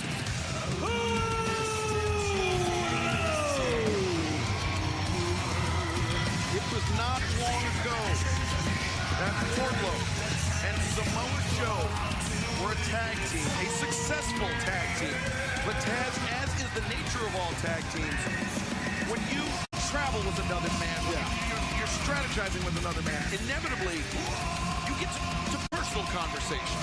Absolutely, and you share things, you know, you're in the gym training, you guys are on the road together, you're grabbing breakfast at a hotel, you share things with that tag team partner, and that's what Wardlow did with Joe, and, well, Joe made a pay. From Huntington Beach, California, weighing 310 pounds, he is the Ring of Honor World Television Champion and the reigning and defending TNT Champion, the King of Television, Samoa Joe! Samoa Joe, the TNT champion, but this match about so much more. And as we found out this past Wednesday night, whoever leaves the Chase Center tonight as TNT champion will have to face Powerhouse Hobbs, the man that won the Face of the Revolution ladder match this past Wednesday night at Dynamite. And that TNT Championship match will take place this coming Wednesday, Tony. And now, I'm sorry, there it is, Hobbs, as you see watching on. Sorry, Shivani.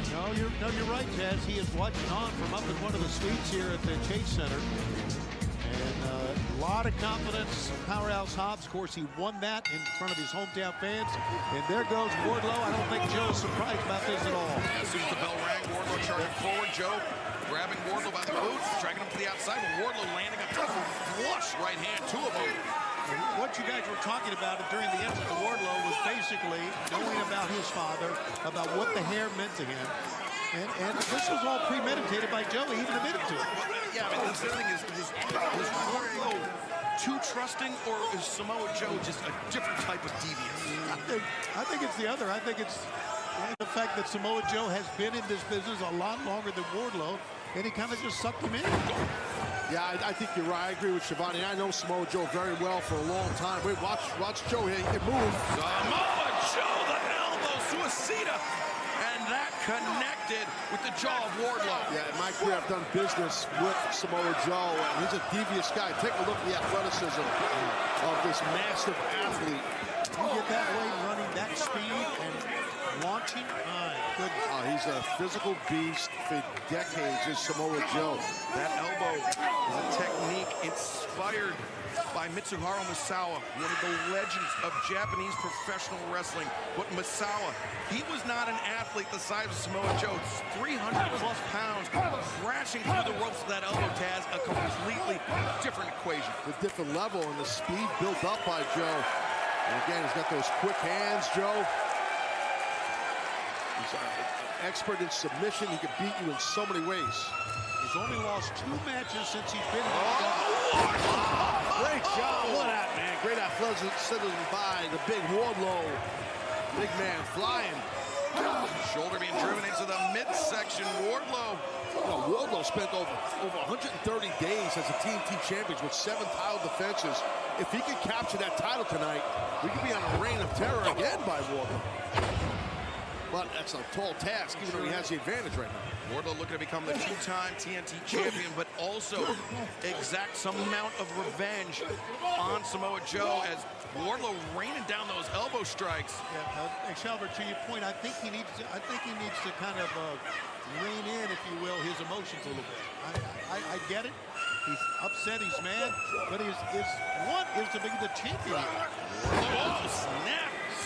Yeah, and off of that point that you just made, Tony, you know, the thing is, with someone like Joe, if you make a mistake, you screw up because of your emotions are too much ahead of you, Joe will catch you and beat you quick. Damn right he will. Oh, Wardlow just dropping the elbow on Samoa Joe.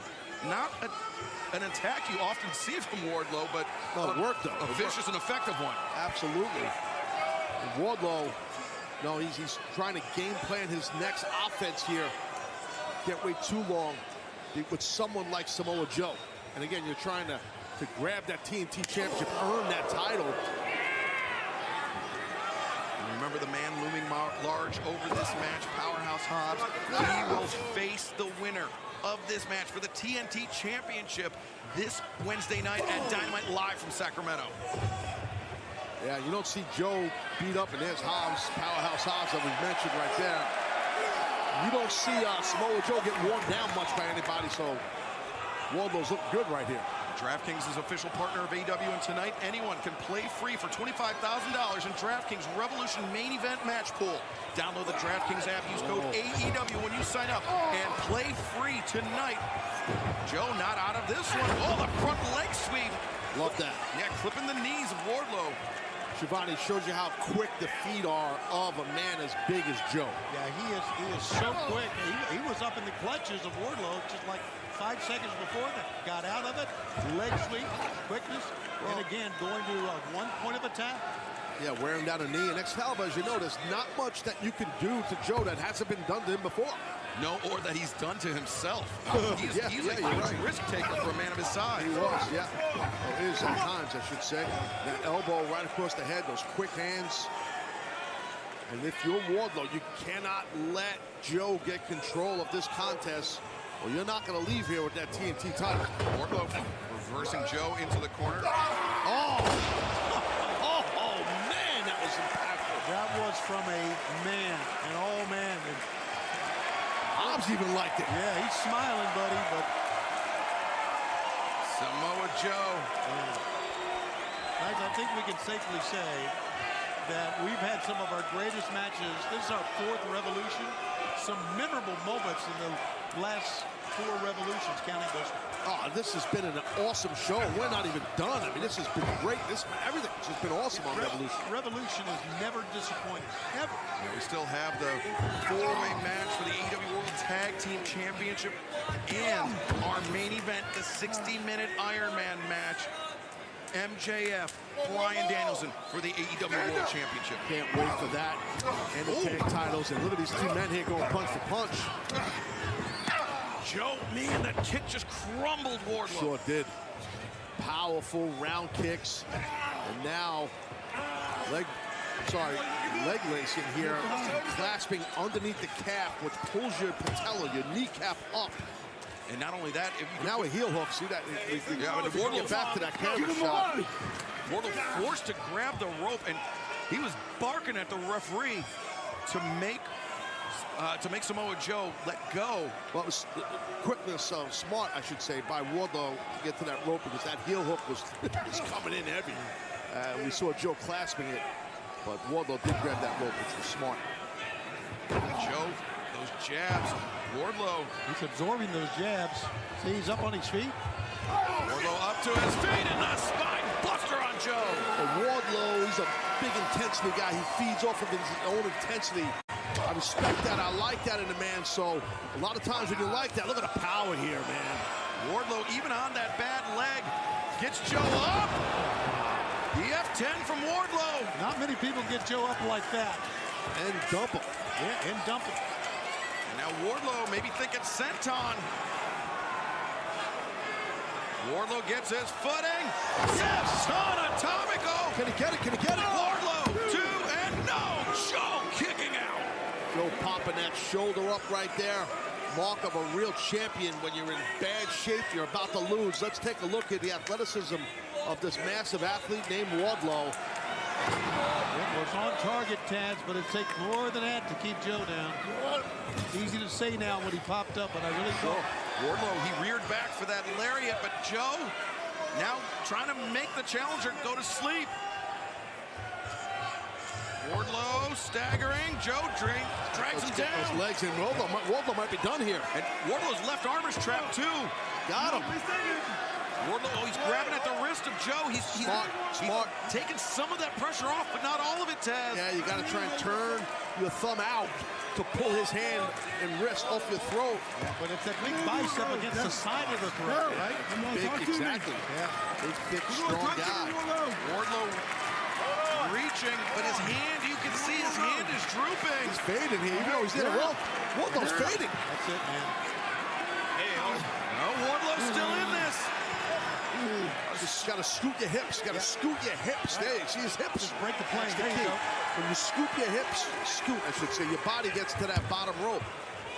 A surge of energy from Wardlow, getting to the bottom rope to force the break, Tony. And obviously some disappointment. You can see that Joe slammed his hand on the mat. Now he's got to rethink his strategy, man. I think he's surprised that Wardlow got out of that. I think you're right, but I also think, knowing Joe, he's processing that fast, and he's got something devious in mind. Yeah, for Samoa Joe, an athlete of his size, a tremendously high pro wrestling IQ. But now Joe, the lateral press, Wardlow fires that shoulder up off the mat. Forced that. He just drove. Joe drove Wardlow. Man, and Hobbs is looking on like, whatever it is, I got him come Wednesday. Yeah, he's cool looking, isn't he? He's ready to go, brother. And this is going to be a fight, and that's going to be another big one. Yeah, an unenviable task for whoever walks out of Revolution as the TNT champion. Joe thinking muscle buster on Wardlow. Yeah, basically, we got 3 days to heal up. Oh. Sacramento's right around the corner. Thudding chop. This is going to be a loud thud. I think he's going to skip. Wardlow. He had his body, a little power. Power bomb on Samoa Joe. A loud thud. That was, oh, look at that. Wardlow turns Joe over, but Joe, a haymaker lariat. Well, Wardlow wanted a power bomb. That's why he rolled him up like that. And Joe knows almost better than anybody what the prelude to the Powerbomb Symphony looks like. Bingo. Joe through his own symphony. I'll tell you, man, he exploded with that clothesline, did Joe? Yeah, you're right, Taz. He just pushed off those powerful legs and met him. Samoa Joe, maybe the Powerbomb Symphony of his own. I think you're right, Escalver. That's what he's doing. Here we go. Oh. Wardlow escapes. Headbutt. Wardlow. Oh, Dragon Showdown. Got his own rear choke in here. This is not typically Wardlow's forte, but he's trying to put Joe to sleep. Got the hold in right, got the legs in, the grapevines are in. Wardlow's got him in a great spot here. It may not be his forte, but when you got powerful arms like that, why not try to use it? But he's also using proper technique, and he's going to get the win here. There. He did it! Choked him out. You could see it. He had him. We got a new champ. The winner of this match. Wow. And new TNT champion, Wardlow. I cannot believe I just saw Wardlow put Samoa Joe to sleep with Joe's own sleeper, Taz. After Joe tried the symphony on him, man, who would have thunk it? He locked in his own choke. Wow, great job by Wardlow.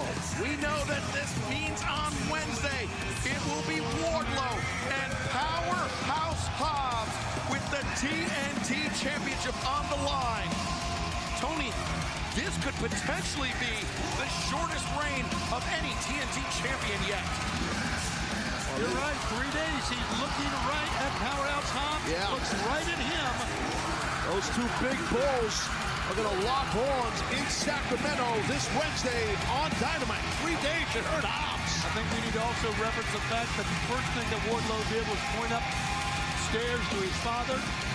Obviously, a very emotional night for him, but you can't rest, guys. You can't rest as a champ. No rest for Wardlow. Oh, not when someone like Hobbs is lurking and ready to get you. That's going to go down, like you said, in 3 days in Sacramento on Dynamite. It's going to be wild, man. 3 days time, the Golden One Center in Sacramento, California. We know that Wardlow will put his newly won TNT Championship on the line against Powerhouse Hobbs, the face of the Revolution. But the title matches continue here tonight. And this time, it'll be the AEW World Tag Team Championship on the line in a four-way match. Can the Guns retain with the deck stacked against them against Jay Lethal and Jeff Jarrett, the former champions, the Acclaimed, or against Danhausen and the AEW All-Atlantic Champion, freshly squeezed Orange Cassidy?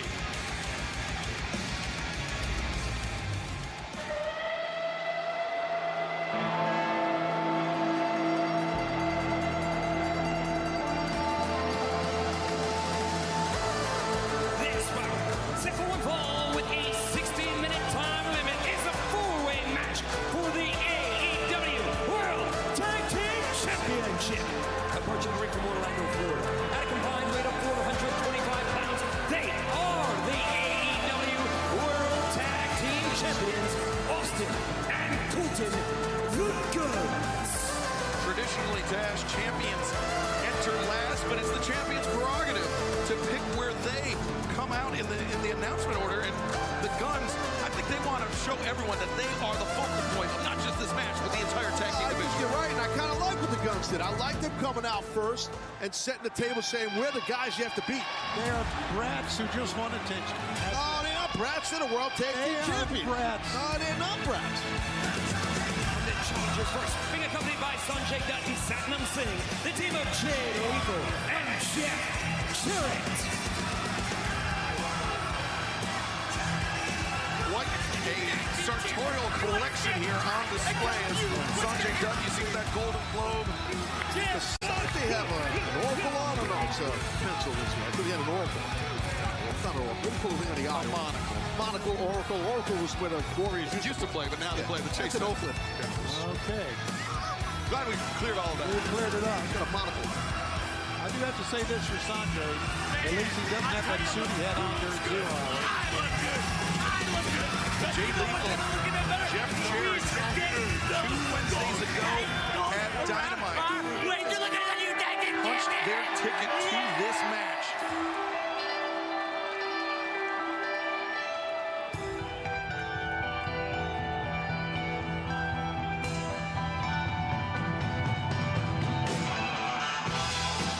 Next from Wherever and weighing a real lot, the team of Danhausen and the AEW All-Atlantic Champion, freshly squeezed Orange Cassidy.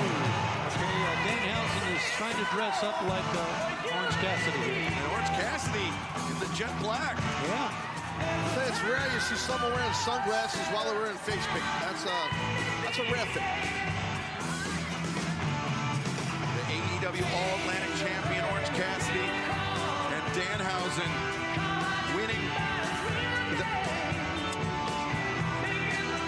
Well, if you are right now, Danhausen and Orange Cassidy, you realize Orange Cassidy, the hottest singles wrestler in AEW, a tremendous winning streak, now has a chance to become one half of the AEW World Tag Team Champions. The Acclaimed.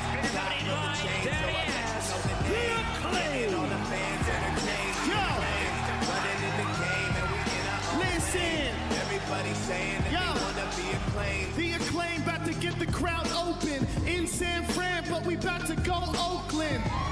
In the Golden State, giving golden showers. Ash Boys got the belts, but you know it's ours. Y'all are just the weakest champs, looking like a single mom in your cheetah pants. Y'all are a-holes with some beat talent. Hey, yo, Jeff, man, you forgot your C. Alice. sit down, Shivani.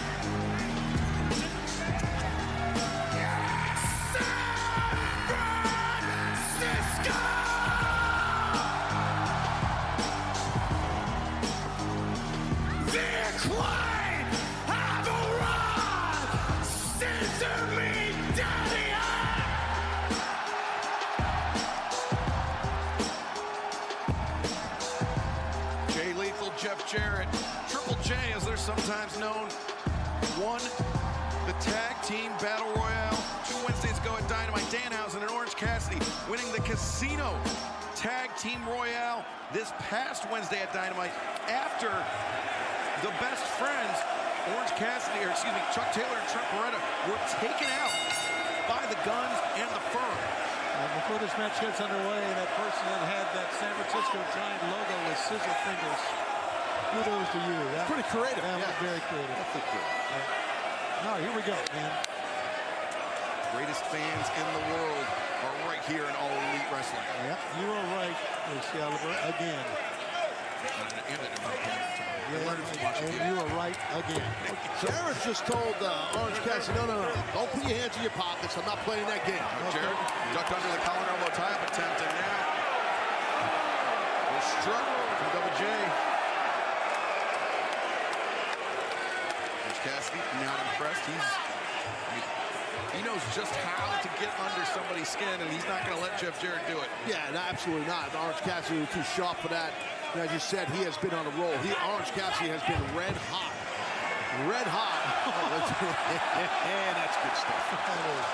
That's good stuff. I like that.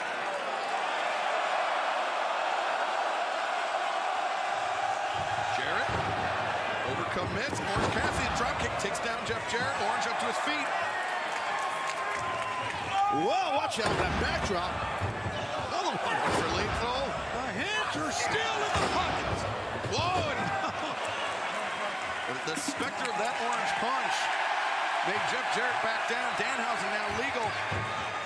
Sends Orange into the corner. Orange still making progress as Danhausen. The lariats. Oh, this is some entertaining stuff, guys. It takes a while, but it'll get there. Yeah. Lethal sent out, and watch out from behind. Jeff Jarrett brings Jay Lethal back down to earth. Triple J. So if I'm the Guns, I want to get in there, man. They could lose the belt after even being in. Exactly. They don't have to be pinned or submitted to lose those titles. That's right. Danhausen. Work on Rana takes down Jay Lethal. Danhausen goes underneath. Northern Lights suplex. 2 and no. Jeff Jarrett breaking up the pinning predicament. This is something you never thought you'd see. Jeff Jarrett in the ring with Danhausen. I thought I'd see that my whole life. I did. Jarrett did it. I meant like this past week. I meant like maybe a while ago. Now Colton really wearing out. Colton Gunn, one half. The AEW World Tag Team Champions. The Guns defeated the Acclaimed, but Tony, the Guns stole the AEW World Tag Team Championship. Which in my mind, and I know the Guns are in the formative years of their career, I think it would be the only way that they could cover 2, and Danhausen able to kick out. They would have to steal them to win. Well, are you crazy? The Guns are not good enough to just beat the Acclaimed. They proved they were beat them fair and square. They didn't have to. They took a shortcut because maybe they felt like it. That's all I'm saying. Hey, listen, I'm not denying how great the Guns are going to be. The team. They're just kids, though. They're not just kids. They're grown men, and you say they're going to be. They're already the tag team champions. What more do you have them do, bro? You have to have them win it fair and square. While you two were bickering, Orange Cassidy got the tag. He's the legal man and goes over the top, wipes out Colton Gunn. Austin, swing and a miss. Orange DDT. Here comes Orange Cassidy. He's not done. Orange, the tope, sends Colton into the barricade. With Austin. And could be an orange punch. He swung. No, Austin Gunn tags out to Jay Lethal. That was smart by Austin. I love it. That was smart because he could have been pinned, but now they are not in the ring again. Well, but still the Guns couldn't lose the AEW World Tag Team Championship. Play no involvement in the finish. Yep. Watch out. Jay Lethal, one of the great veterans in our sport. Boom. Lethal combination. Great job by Jay, man. Excellent. Jay Lethal is something else, guys. Yeah, tremendous competitor for many years. World traveler, so successful. And Orange Cassidy, stun dog millionaire, big counter. And Max Caster, one half of the former AEW World Tag Team Champions, the Acclaimed, makes the tag. The Acclaimed seeing their first legal action of this match. Great teamwork already by the Acclaimed. Elbow strike to the jaw. Jeff Jarrett and... Well, what the hell, Sanjay? Sanjay? What is Sanjay? Get out of there. What are you doing? It's a four-way match. There's no disqualifications, and Sanjay Dutt fell out of his ear. Yeah, baby. I'm all for this. I'm all for this. Bowens. Scissor me timbers! Yeah, big Yahtzee right there. Sanjay just flopping around like a fish on the outside. Yeah, baby! Shut down there, yeah. That was a good move by the Guns, man. Guns going after the former champs. Get them while they're scissoring, right? Not a bad move at all by the Of Guns. course, they're distracted, celebrating, and jumping. Chant of ass boys raining down. They're not ass boys, they're the champions, damn it. Well, mutually exclusive. I think the fans were saying ass boys. Jeff Jarrett. Jarrett, the master man. And you know what? Jeff Jarrett has been in wrestling for a long time. He still looks great, doesn't he? He's in great shape. There's no doubt about it. Jarrett. Leg sweep on Bowens. Savvy, buddy. Oh, very savvy. Jeff has been there, done that. He knows, man. He's been all over the world and succeeded everywhere. Jeff Jarrett. A lot of respect for Jeff Jarrett. Jeff Jarrett just less than a month shy of his 37th anniversary of his first match in professional wrestling. How about that? 37 years. We got guys in the match that are not 37 years old. Several of them. That's right. That says a lot. That number says it all, I think, about Jeff Jarrett. Oh, man, right now the Guns looking good. Look at this. Wow. Way to go, Guns. There you go. Collides Austin. Looking for the cover. Shoot. Man, I'll tell you. Good job right there by the Guns. Yeah, you know what that shows me, Terrence? That shows me the Guns don't have to resort to cheating to win a match. They don't, but sometimes in life you have to cheat. It's fun. It's fun. That's all I'm saying. Well, when successful, maybe. No, forget it. Okay, that's all right. Bowens is in trouble. He's getting that delayed vertical shoot by Shivani. Yeah. And Austin showing a lot of power right there. Look at that. They're working together like they talked about, right? Yeah, that's right. That's right. This agreement between the Guns and Triple J. Yeah, there's the agreement that they talked about. Look at this, a four-way struck Jones. I love it. A little mock scissor action. Oh, wait. Bowen's not having it. Yeah, but Bowens got up between four men, in the midst of four men. The Guns overwhelming Anthony Bowens. The tag made out to Jeff Jarrett. Seems like the plan for the Guns and Triple J wear down the former champs, the Acclaimed Taz. Yeah, and it's worked. Oh, that backfired right there for Triple J. Tag made. Max Caster now legal. Lariats all around. Good quickness by Max Caster there. Ooh, what a backhand. Backhand thrust kick. Connects with the jaw of Jeff Jarrett. I have a question. What's happened to Danhausen and Orange Cassidy? I mean, they were laid out and they are still on the floor. They certainly are, but Max Caster paying that no mind.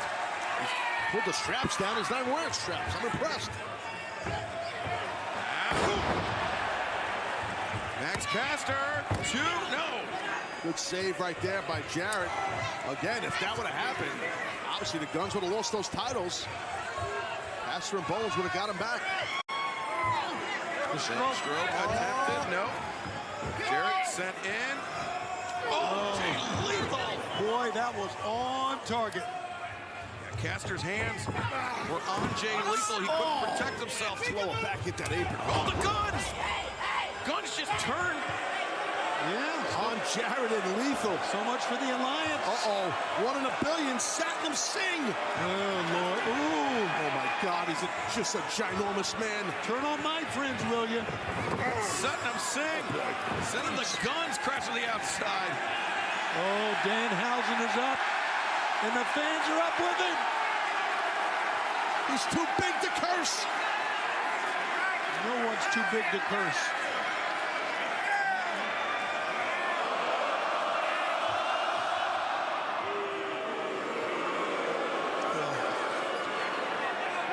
Enter the idiot.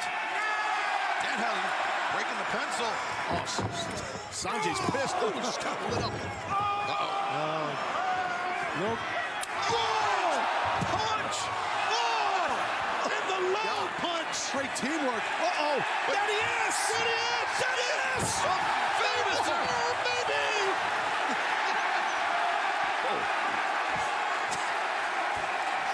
You owe me a drink. That's a great one. And low blow to Dad. What the hell? This is one entertaining match, guys. Double low blows by the Guns on their own father. What kind of family is that? The Acclaim up to their feet, taking out the Guns. And Austin sent over the top. Colton Gunn isolated. Yeah, Colton. Yeah, you're right. He's singled out. Back elbows. Combination from Bowens. Colton very unsteady. Caster. Bowens. Ooh, what a knee strike. Tell you what, Colton done. That was some shot. Austin charges in. The arrival. Here comes the mic drop. We're going to have new champions. Here comes Mike. Drop by Caster. You're right, Tony. New champs. 2. Oh, saved. Great save right there by Colton. Colton Gunn sending Anthony Bowens into the pinfall to break it up. Oh man, this is what a night. Oh, we've seen a little bit of everything. Rolling elbow strike by Anthony Bowens. Colton Gunn. No, Colton turns it around on Bowens. There goes Bowens. Jeff Jarrett sends Austin. Oh wait. Uh-oh. Jarrett's the legal man. He hates Caster's guts too.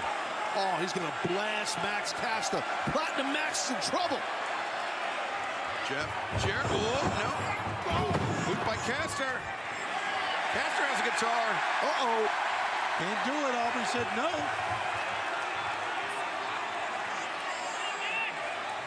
Aubrey Edwards trying to plead with Max Caster. Aubrey. Yeah, they didn't do her, but she did the right thing. Wait a minute. Oh, the Golden Globe. Oh, wow. And Jeff Jarrett. Stroke. The stroke. They're your new champs right there. I can't believe this is going to happen. 1, 2, and no. How about the perseverance of Max Caster? Great kick out by Caster. Jay Lethal, Jeff Jarrett, both men apoplectic. They thought. Whoa, he better watch that. He's going to get himself disqualified and fined. You got to be careful there. That's not good on many levels. Look at Aubrey Edwards. Yeah, she's not one to play. No. There's a tag. I think Austin got the blind tag. And Jarrett thrown onto Lethal and Danhausen. He got tagged in by Caster. Danhausen, this is going to do it. Austin charges in. German suplex by Danhausen. He's dropped the elbow pad. Austin's in trouble here. And not just because of the curse. Danhausen, went for the pump kick. They got him. On the 310 to Yuma. 1, 2, 3. They Winners of this retain. match and still AEW World Tag Team Champions, the Guns. Colton and Austin Gunn overcoming the odds, retaining the AEW World Tag Team Championship. Taz, walk us through what we just witnessed, because the Guns somehow, some way, by hook and by crook, retaining the title. Yeah, it was just great timing. They had Danhausen singled out, hit it, done. I mean, listen, you can't discredit these men as the World Tag Team Champions. They pulled it off legal as heck right there. Super impressed, happy for the Guns. Let's go down to the remarkable Renee Paquette. Austin Colton, congratulations on retaining the AEW Tag Team Championships. How do you guys feel after that victory? I just have one question. Who's an ass boy now? We demand respect. We beat FTR. We beat the Acclaim. We beat Jay Lethal, Jeff Jarrett. We are the best tag team in the world.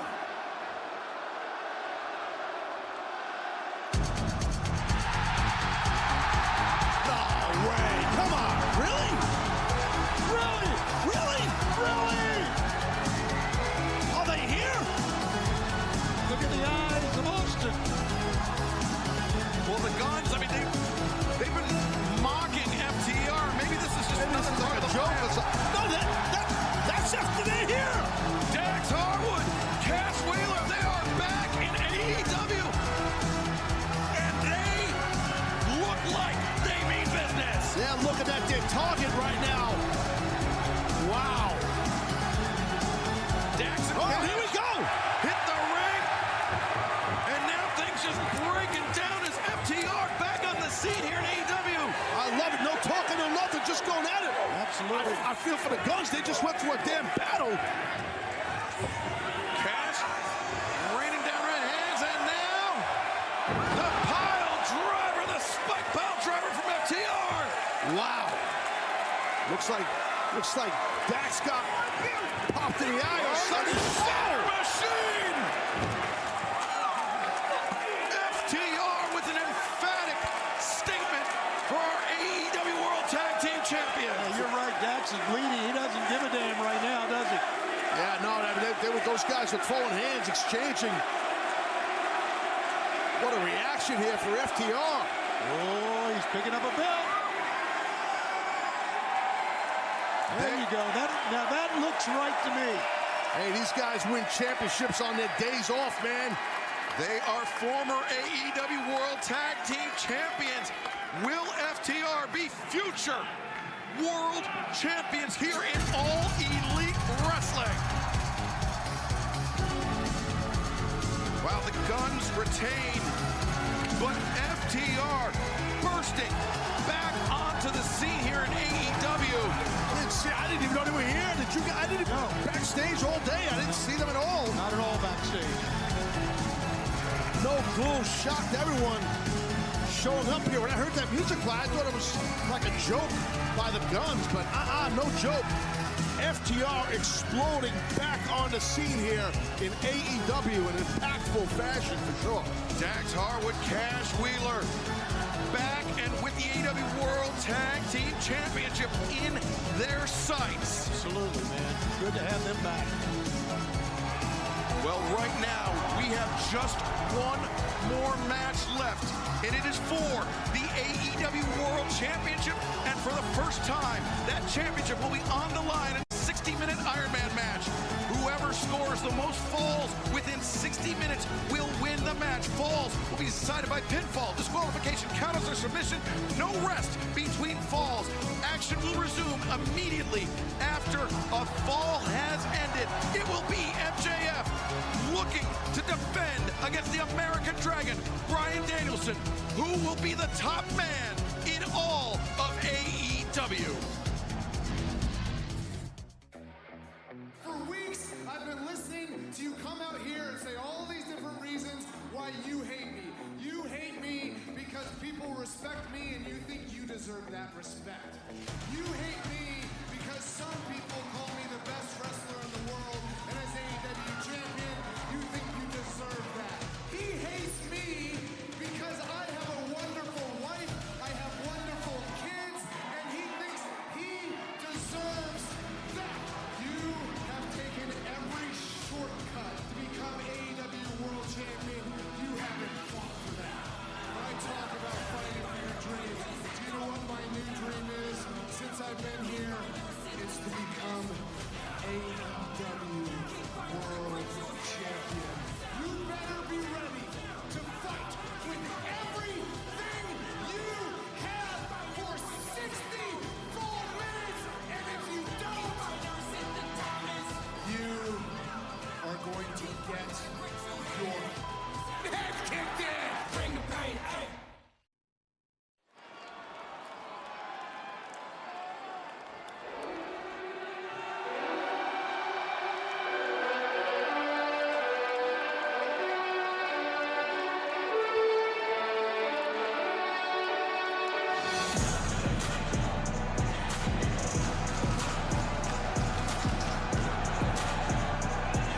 The American Dragon, Bryan Danielson, arguably the best wrestler of his generation, arguably one of the best wrestlers ever, a man who has won championships everywhere he has gone, except for All Elite Wrestling.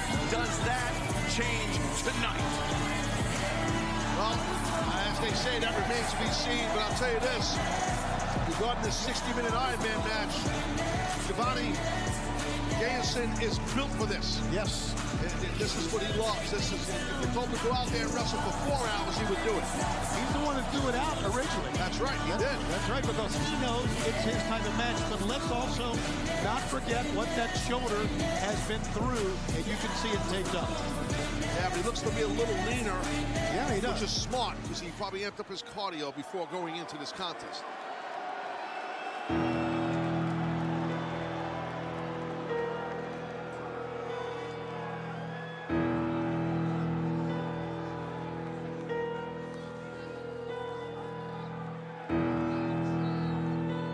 Music apropos for a terrible human being.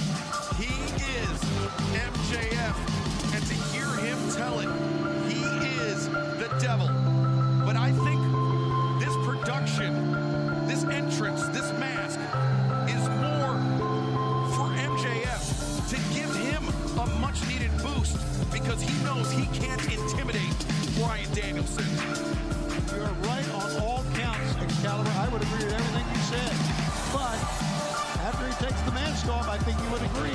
Hey, Taz, he looks ready, doesn't he? Oh, he's ready. I talked to Max yesterday, not today. He's really been in the zone, really training really hard for many, many weeks for this matchup. And let's go down to Justin Roberts for the introductions. San Francisco, California, your Revolution main event is a 60-minute Iron Man match for the All Elite Wrestling World Championship. Introducing the challenger from Aberdeen, Washington, weighing 197 pounds, the American Dragon, Ryan Danielson.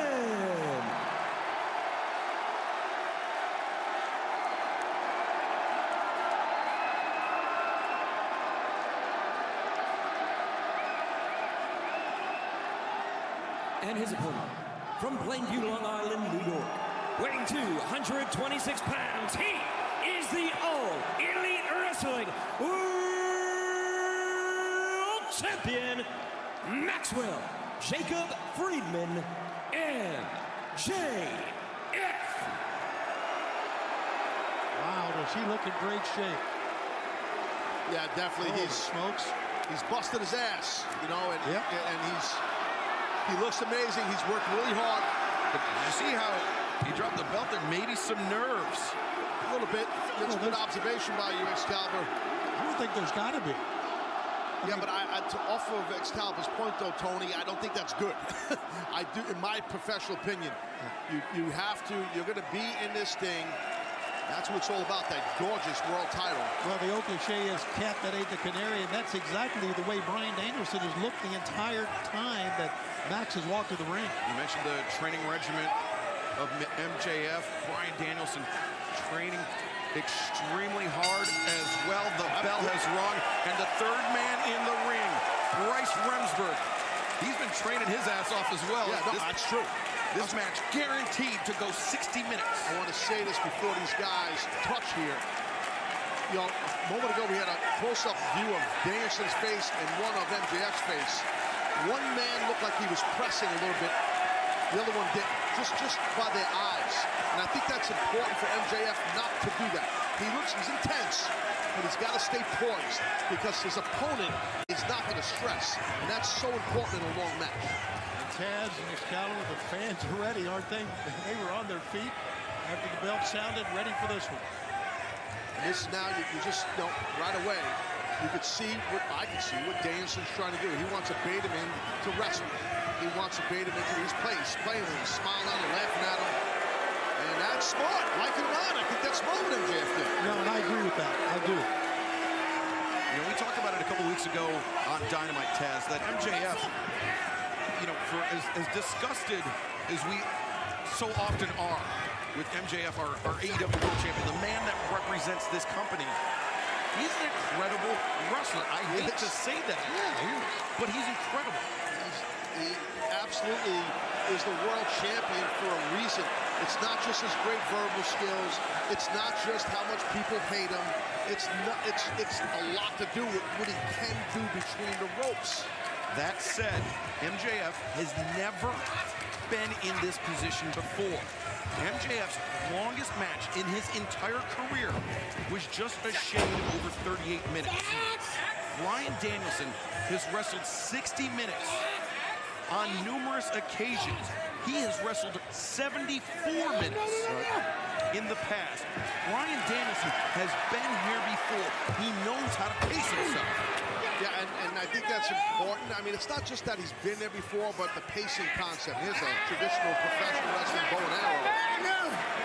Remember, it's pinfall or submission. Or count out, right? Count out, disqualification, and MJF. Those type of kickouts really take a lot of energy out of you because your limbs are trapped. So this is what MJF doesn't want to do. Don't get caught in a grappling game with this man. Don't get sucked into that. And you saw Danielson smirking. He was inviting MJF to get on the ground with him. Again, look at the disposition. See his face, look at his face. That's the difference. The poise to stress. And that's in red space in MJF's head. That's what he's doing. And I tried to help MJF. Yes, I talked to him about this, but he's so intense, and he hates Danielson's guts so much. There is no helping MJF, Taz. No, you both are right about that, but he does hate Danielson's guts. And sometimes you got to shelve that hatred, right?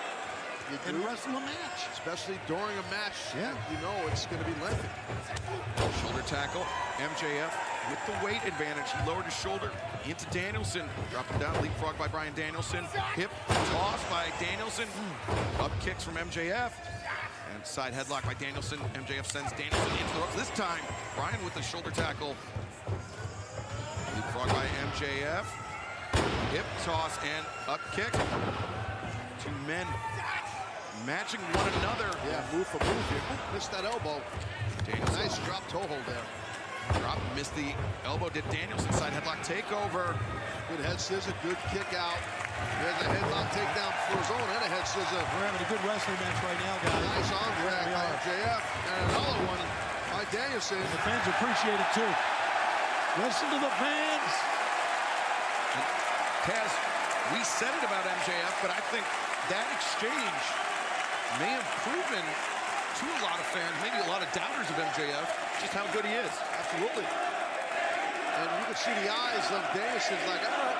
That's impressive. And I don't know why anybody would doubt anybody. You get to this level in this industry, to a friggin' level like this, and any fan that can doubt anybody for being between these ropes in a company this size, you gotta be a friggin' idiot. I don't care who, if it's a champion or anything, that aggravates me. I gotta tell you. We're not doubting MJF as a performer. I'm not talking about MJF, I'm talking about in general. People doubting people. You can't doubt anyone when you get to this level. I doubt him as a human being. I'm not even talking about that. Shabani, Whoa, roundhouse kick attempted. Tony. What is MJF? How's it doing? MJF is over. Here's the deal. You can't out that match if you have a lose a call. He's got a game plan. Don't you worry about it. He's got a game plan. Relax. Maybe his game plan is just burn clock. Well, that's a game plan. We see it happen in football all the time, right? Clock management's pretty important. I went a little too far there. I mean, that's maybe probably conduct every kind of human. So, Tony, I think you were touching on it. In my estimation, I think in his heart, MJF, he wants to be respected. He wants to be loved, like Bryan Danielson, but he's so insecure that he just doubts himself rather than doing the work, putting himself out there and taking a risk. Hold on, let me interrupt you. You're not talking to me, but you just said doing the work. This guy is... Oh, no, is this going to cost me a star, Dave? Maybe I won't get the Bryan Danielson Award.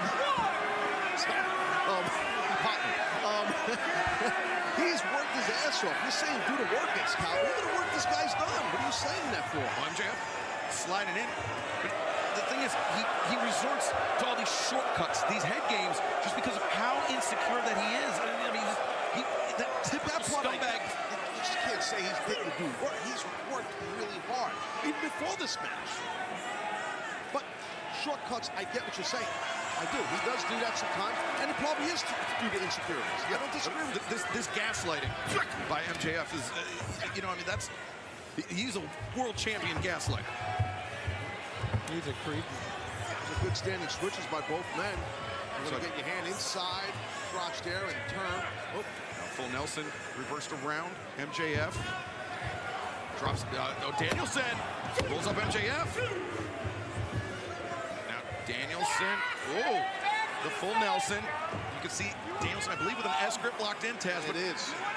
Look at all the weight though. You don't see a guy do a full Nelson like that. That's tough, carrying a guy's weight like that while he's got the Nelson on. Great escape by MJF. Yeah, it really was. Well, I think Danielson realizing that he's at about a 30-pound weight disadvantage with MJF, and so he was using the body to put even more downward pressure on MJF.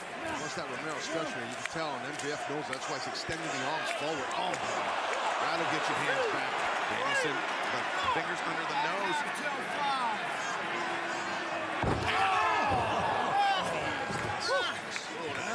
That's going to change the complexion of this match. That hurts. I'm not so sure he's going to be running on the outside much anymore.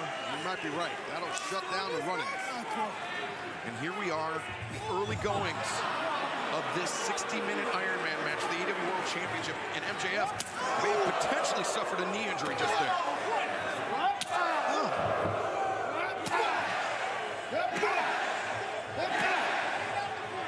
Now this is it. This is the part where we'll see if MJF can hang.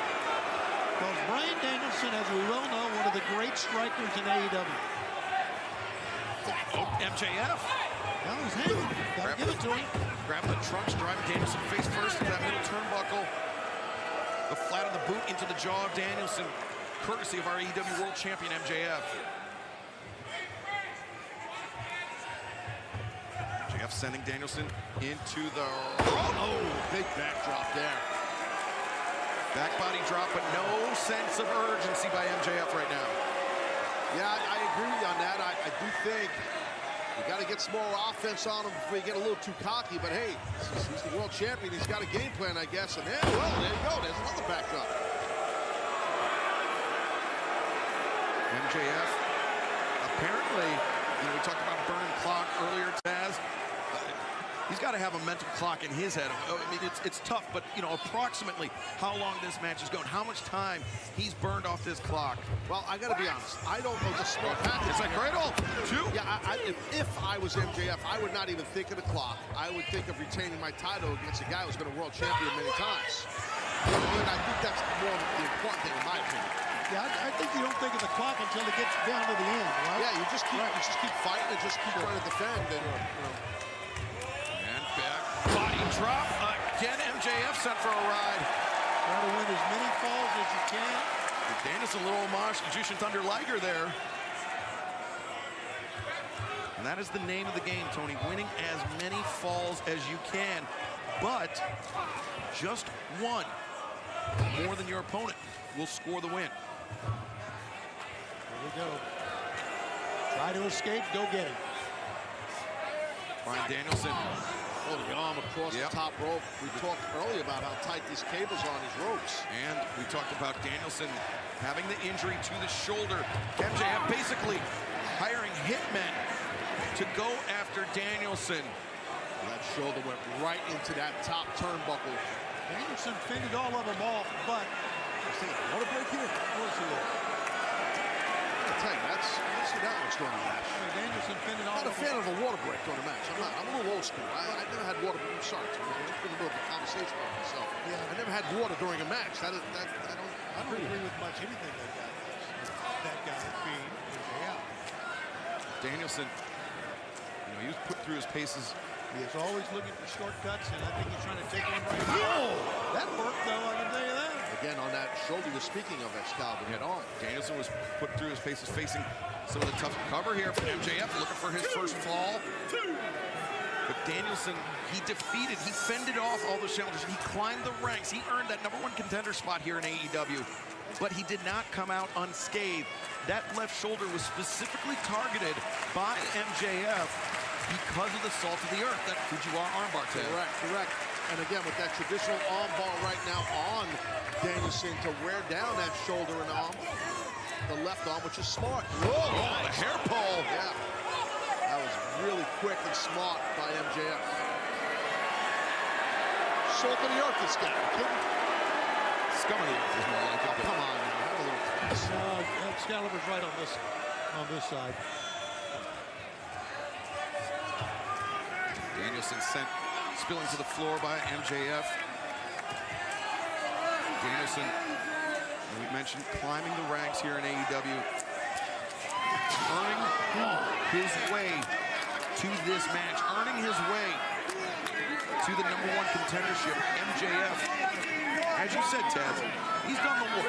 He's an incredible wrestler, but very rarely does he earn things through his grit.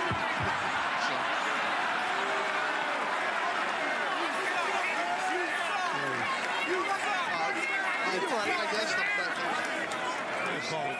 That was watch it, might end up in that front row anyway. MJF. He brings out the worst in people. Yeah, he burned too much time on the floor. Speaking of burning, he's going to pay for it.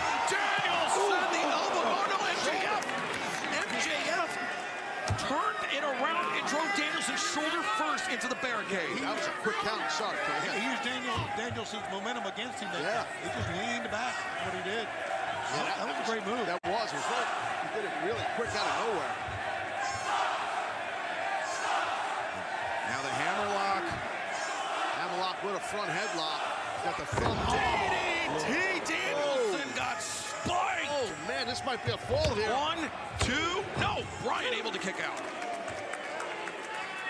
If I remember correctly, we haven't seen a lot of near falls, correct, guys? No, we have not, but not even close. That seems to be rapidly changing right now. Got that arm figure four right there, the key lock. Above the head right there. Standing, if you're standing, it'd be a top wrist lock. Yes, I'm sorry, Taz. Just trying to analyze what we're looking at. You're doing a great job, as always. But as you can see, we got the scoreboard on the big screen here. And the fact is, he is, MJF, trying to look for a submission for the first fall here. Again, working at that arm, right, Tony, like we talked about, right, for the salt of the earth or just that damaged shoulder. Oh, look at that under the armpit while he has the control of the hand. Yeah, wrenching the wrist. And as that wrist of Danielson turns, all those joints, those tendons, the ligaments in the arm of Danielson, they turn as well. As the cover. So smart to go for that quick cover by MJF after throwing him on the arm. arm is trapped. Look at this. Oh, wow. Nice. Hammerlock, that back throw. Cover. MJF only getting a 2 count. Still in search of his first fall. Now choking Danielson. I don't know what that has to do with the shoulder, but I guess it's effective. Taking the oxygen away from the opponent while he's trying to recover. I think probably, I would think that Max is a little bit frustrated too. Sure. Hence why he started choking him. He also despises the man because he hates him. You know, sometimes you hate someone, you want to choke them. There are not many people he likes in the world. Tony, we've got time. We can do a little armchair psychoanalysis here. Does MJF hate Bryan Danielson more, or does MJF hate himself more? Wow, that's good. He's very insecure like we talked about. And you can tell that someone who is that miserable must hate himself in some I love how 2 guys that are professional wrestling announcers are actually psychiatrists on a wrestling show. Stop! You see at the corner of your screen, we have crossed the first quarter hour of this match as MJF with the arm captured, but Danielson a headbutt. Oh, man, those are well placed, guys. He's desperate up there. He's got to do this. I like Danielson's game plan here, though. Danielson. Oh, what the hell's he got in mind? Watch out! Oh, wow! God. That was a bang on the mat, guys. He'll get a pinfall if Danielson could cover. Danielson will get a pin win, in my opinion, if he could cover, though. Did he hit hard? Oh, sunset flip powerbomb by Bryan Danielson. Those are whipping, quick, smashing. Let's take a look. You can see the quick torque. Watch this.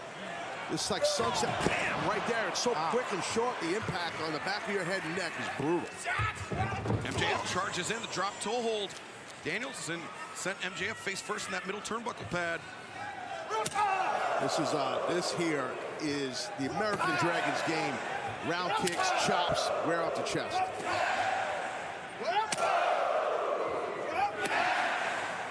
Danielson creates some distance, now closing in. Heel of his boot underneath the chin of MJF. Be careful here. Danielson the second one.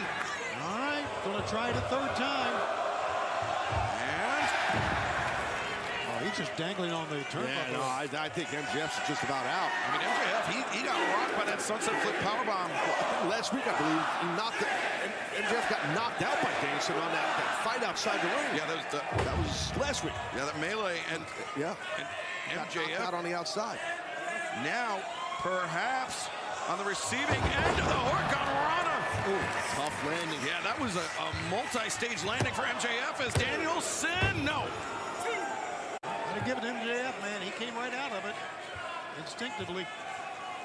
Yeah, you don't want to, fall behind here, or have a guy has a couple of covers on you, a couple of pinfalls or submissions, and then the time elapses, and next you know, you lose your title. I think this could be the Psycho knee coming up here. No, maybe not. MJF is able to counter with the elbow strike, catching Danielson underneath the jaw. Stomp on the elbow. MJF perhaps looking to hyperextend that elbow in addition to all the damage done to the shoulder. Take one more look. Yeah, let's take a look here. Look at the eyes of the intensity right there in Max's face as he almost shatters this man's arm. You never want to second-guess Bryan Danielson because of the great competitor he's been all throughout his career, but running into that corner may have been a mistake. MJF swinging a miss. Danielson swings. And work on Rana. No! Power bomb onto the knee. He's got him. 1, 2, no! I don't know how Danielson kicked out. That was impressive, that kick out. Man, that was tough landing on the back of Danielson, quarterback of Danielson. And Taz, a few moments ago, we saw that sunset flip powerbomb off the corner. Well, let's take another look. Watch this impact on the spine.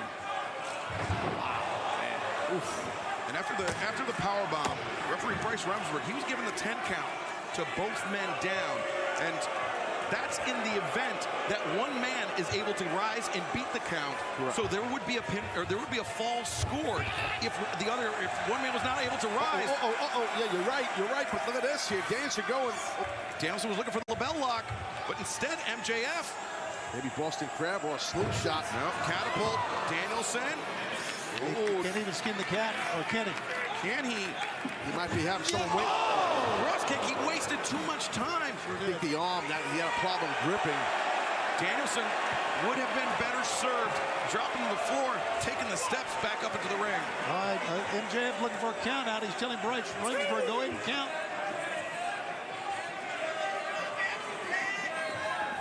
And again, a count out would give MJF a 1-0 lead. Yeah, I don't blame MJF. I think it's good strategy. He's going out, obviously. What is it? See what he's doing here. What the hell is this? MJF, the Quebrada, no, lands on his feet, and he tweaked his knee. Buckled his knee for sure. Yeah. That was a, needless to say, bad move. Watch out! And Danielson, the tope scores. Yeah, MJF kind of went to something you don't see him do much with that moonsault. And he buckled his knee, and then, you know it, the American Dragon made him pay. You know, we saw in the very early goings of this match when Danielson was looking for that Romero special. He couldn't get the Romero special, but instead he stomped. I forgot about that. That's a good point. On the knees. That's a good point, yeah. Critical mistake, though, by MJF, man. That knee. It was a big mistake. It may haunt him the rest of this match. And Taz, that stomp by Danielson, that double stomp, I mean, that could create a partial tear. Sure. Which then, that Quebrada attempt by MJF, the miss landing on his feet, could become a full-blown tear. Absolutely. Oh, wait, MJF! Salt to the earth! Flew right into that armbar. He's got that thing, got that figure four grip on it. Oh, but Danielson, he clasped his hands. Smart. And he rolling through to break everything. Brian rolls through. MJF, though. Got that pump handle with a half. Caught him into the pump hand. Oh, MJF, no! Oh, man. Wow. That was nasty. No, that was nasty. It is not often that you visibly wince, become animated here at the desk, but you just slapped me on the shoulder and turned your head. Sorry, I did. I apologize because I've landed on the back of my skull. Yeah, and so is Brian Danielson. And got hurt very badly doing it, and this was very high and nasty. And look at this angle here.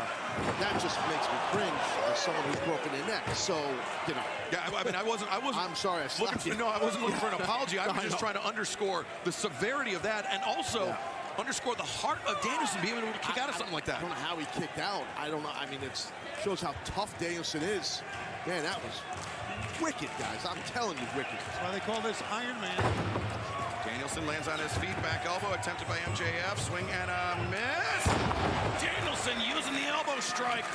Yeah, he landed hard, and again, you saw him grab that left shoulder right away, that upper bicep shoulder area.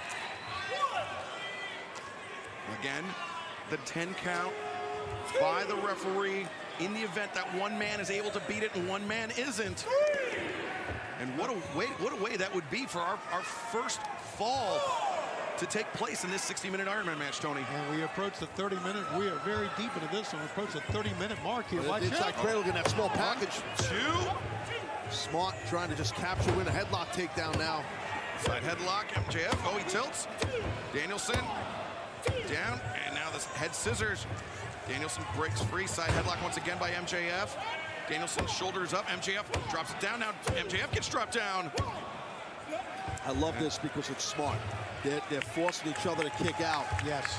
And now a backslide. 1, 2. They're both a little desperate, to be honest, right now, in a good way. Inside cradle. 2. Oh, nice tilt right there. 2. And another tilt. Back and forth, and neither man with the advantage. Good luck to the referee, Bryce Remsburg. Oh, no. 2, and oh, Danielson very nearly got pinned. Sunset flip. 1, 2, Danielson. This is hard. Guys, this takes a lot out of your body. I'm talking about the guys in the ring. This is physically demanding, I promise. This is tremendous. Danielson, the jackknife. To try and bridge up. Oh, MJF did it. Wow. MJF gets to his feet now. MJF thinking backslide. He's going to get it. 1, Stacked him high. 2. No, we almost got it. But MJF maintains control of the wrist.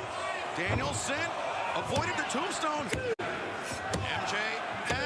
No, Danielson sits back and so close. Oh, man. Yeah, I applaud them both. Double leg pinfall attempt by MJF. So exhausting. I promise. Those type of near falls, so many of them, couldn't even count them. Danielson lands on his feet, swing. Oh! Wow. That call. Hey, look, he bounced back up. Did Daniel? Whoa! I don't know how he bounced back up either. They both got nailed right there. And the fans are digging this. Man, what a world title match. I'm going to tell you this right now. I promise you this. I'm not inside the brain of Bryan Danielson, but I promise you, he's thinking of the champion a different way than he did 24 hours ago.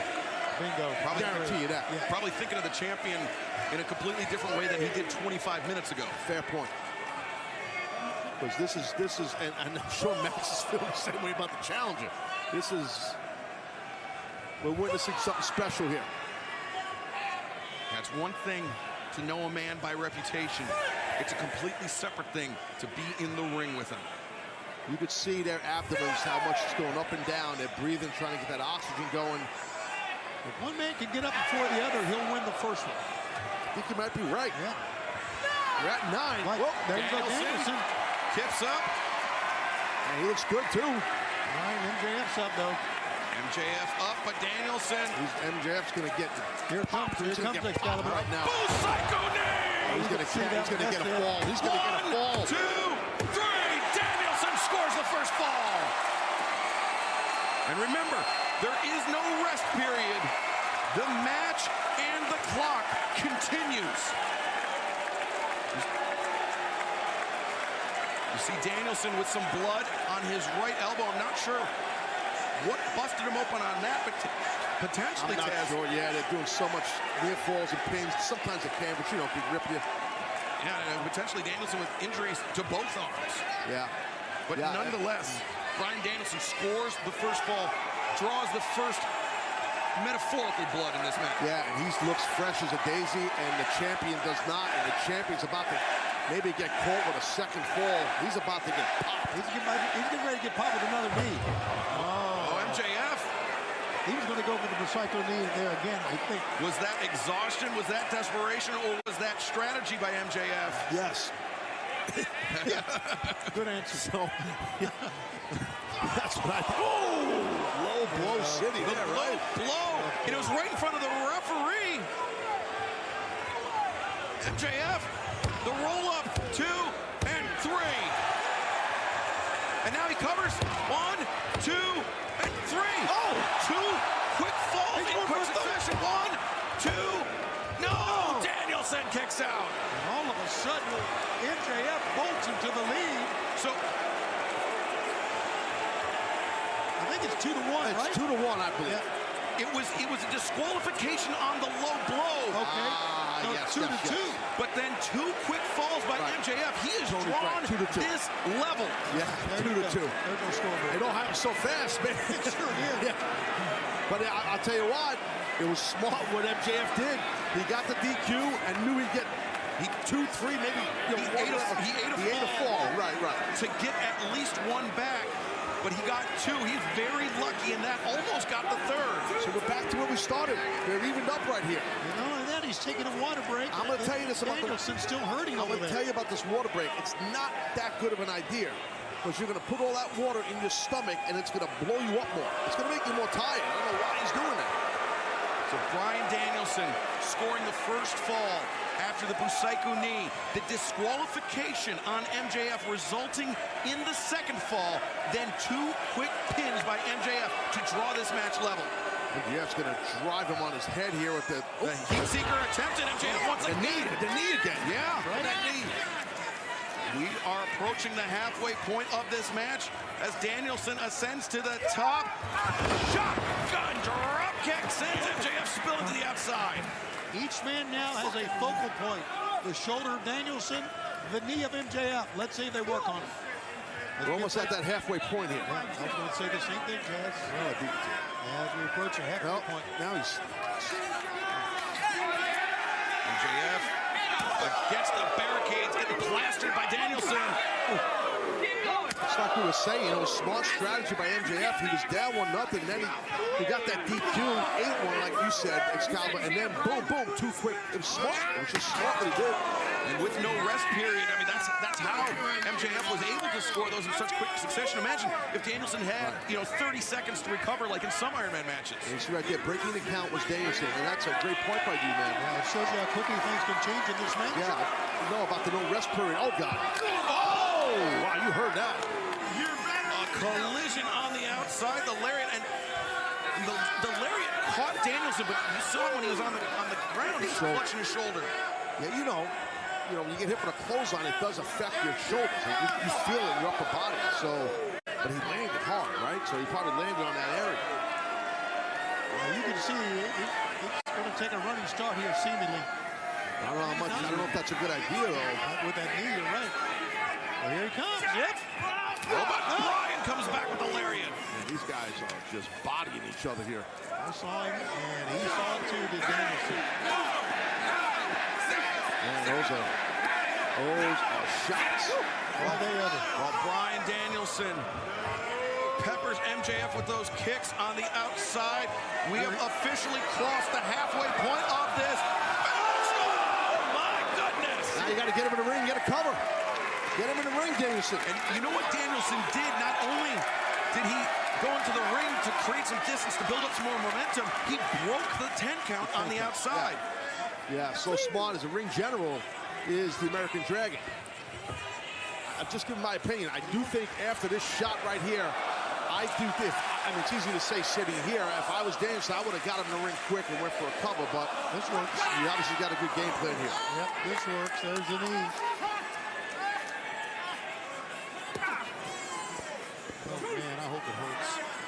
I hope this hurts, too. Danielson wrapping the knee of MJF around the steel ring post, and MJF, the AEW World Champion, in agony. Yeah, that left knee, you don't want to let a guy like Brian Danielson know there's a problem with one of your joints. He's going to exploit it, and that's what we're witnessing right here. MJF writhing in pain on the mat as Danielson, this is music to Danielson's ears. He knows MJF has an injury. Brian Danielson knows he has something on the world champion, something more than MJF's insecurities to exploit. He has an injury to exploit, Taz. Especially with someone who is so well-versed in submission as Danielson is. The amount of joint locks on the knee that this man knows. We're about to see one here. It's a figure four. Oh, there we go. The pain that Max is in. Oof, forget it. Yeah, we'll see what type of man he is here. Now, we've seen how great a condition. Covered. And MJF. I say cover, but no, he just dropped to the mat while he was trapped in a figure four. I hate you! I hate you, son of a bitch! I hate you! Danielson's smiling. He's smiling about this. And he just leans back, putting even more pressure on the legs.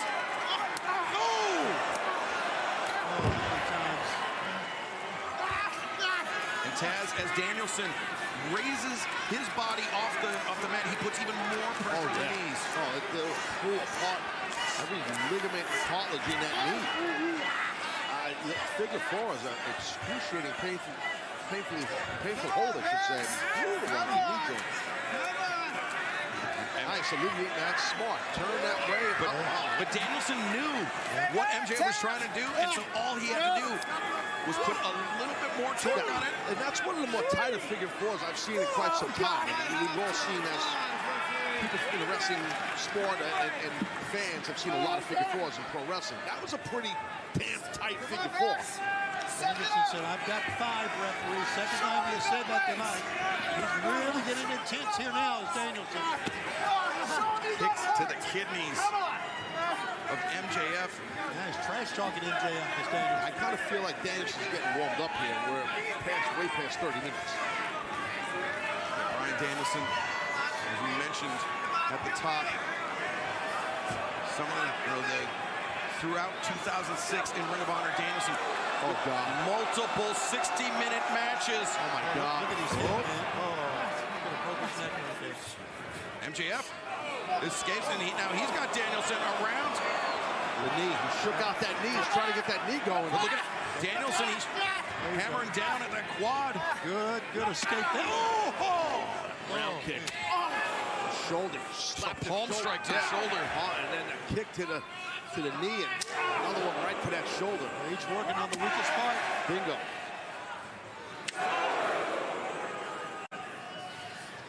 Leg, please. Look, MJF couldn't even block it. Couldn't even leave on the way up. And MJF was pleading with Danielson, but I think that only, for a competitor like Danielson, Taz, it only eggs him on more. Oh, yeah, no, he's ruthless. Danielson, he's not the nicest guy in the world. He's a ruthless competitor. People love him and stuff. He's a ruthless guy. I mean, that's what's made him successful. He's not a fun-loving vegan. He's going to hurt you. Now, MJF being put up onto the ropes by the American Dragon. Danielson. Yeah, right now, I'm telling you what, MJF has lost some steam here. He certainly has. He's in trouble, man. He's in a lot of trouble, and this thing's evened up at 2-2. Elbow strikes in the ropes. MJF, he's clutching onto that camera. He's doing everything in his power to prevent Danielson from bringing him down. Danielson's trying to bring him down on the floor. Yeah, I think you're right. If he goes back, he'll land on the apron of the floor here.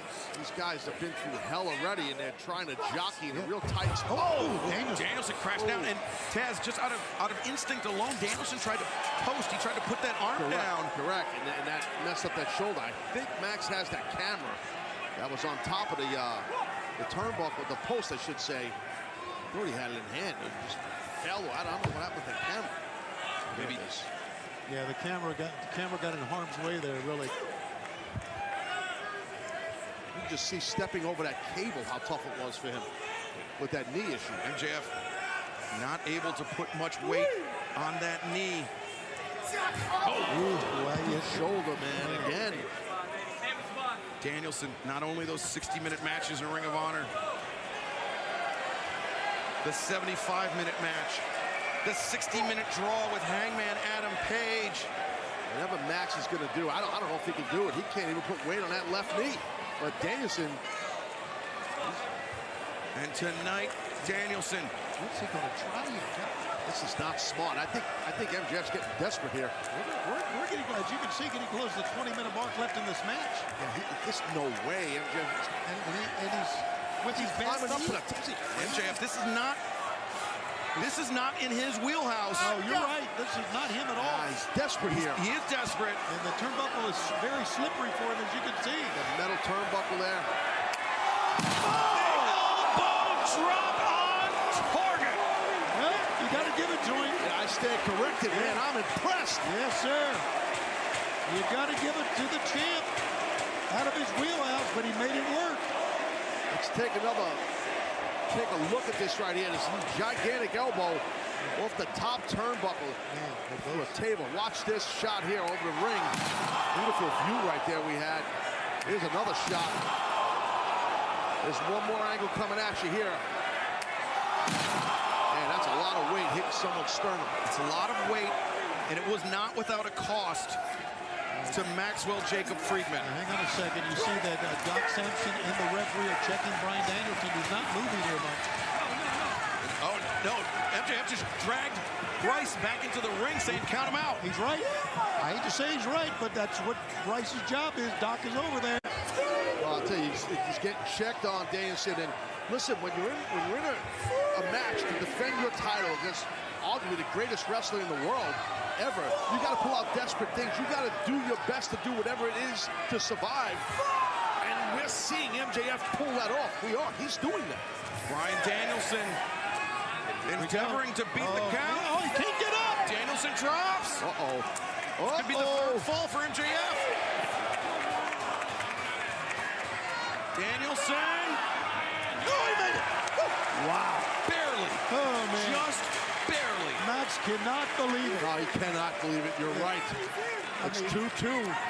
A table shot that he came out of. Man, I don't know how he did that. Who either? Guys, it's a kick-ass match, man. It certainly is. And still a little bit over 20 minutes left in this. This match, as MJF on the outside, is about to cross a very important milestone. 38 minutes and 9 seconds, the longest match of MJF's professional career. And as of a few seconds from now, MJF is now in the longest match of his professional wrestling career. Yeah, and that's impressive. And I'll tell you what, right now, you still got 21 minutes to go. About to get dropped on his head. The challenge is going to get driven, out-driven. Oh my goodness! All right. He's going to try the same thing, I would think. Get in the ring if he can. If he can. If he can. Like I told you, desperate tactics. That's what we're witnessing. He's got to pull out all the stops against the best wrestler in the world, and he's doing it. But MJF delivering that tombstone to the remnants of the timekeeper's table. Oh man, let's take a look at that tombstone. But if MJF can't get up, if he can't beat the referee's count, it does him no good. Well, I get what you're saying, but, and there's a but. It was a tombstone through a shattered table. You're taking a guy in Danielson and you're just wearing him down. And you split him open to a degree here. Yeah. So, you know, you just tombstone him running into a table. And as you see, we are at the 20-minute mark to go. He's squeezing the blood out of his forehead. Digging his thumb. It's like it's a pimple. He's trying to pop it. He's sick. Pour that blood out of his head.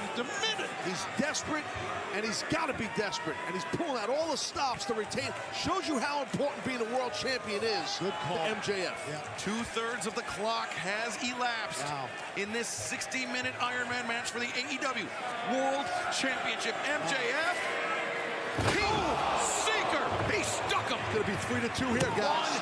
1, 2, 3-2. 3. There you go. You were right, man. MJF. But look at this, MJF, rather than going for the quick pinfall attempt again, the damage done to his knee so severe. He couldn't even. You're right. He had to get some separation from himself to his opponent. Okay, guys.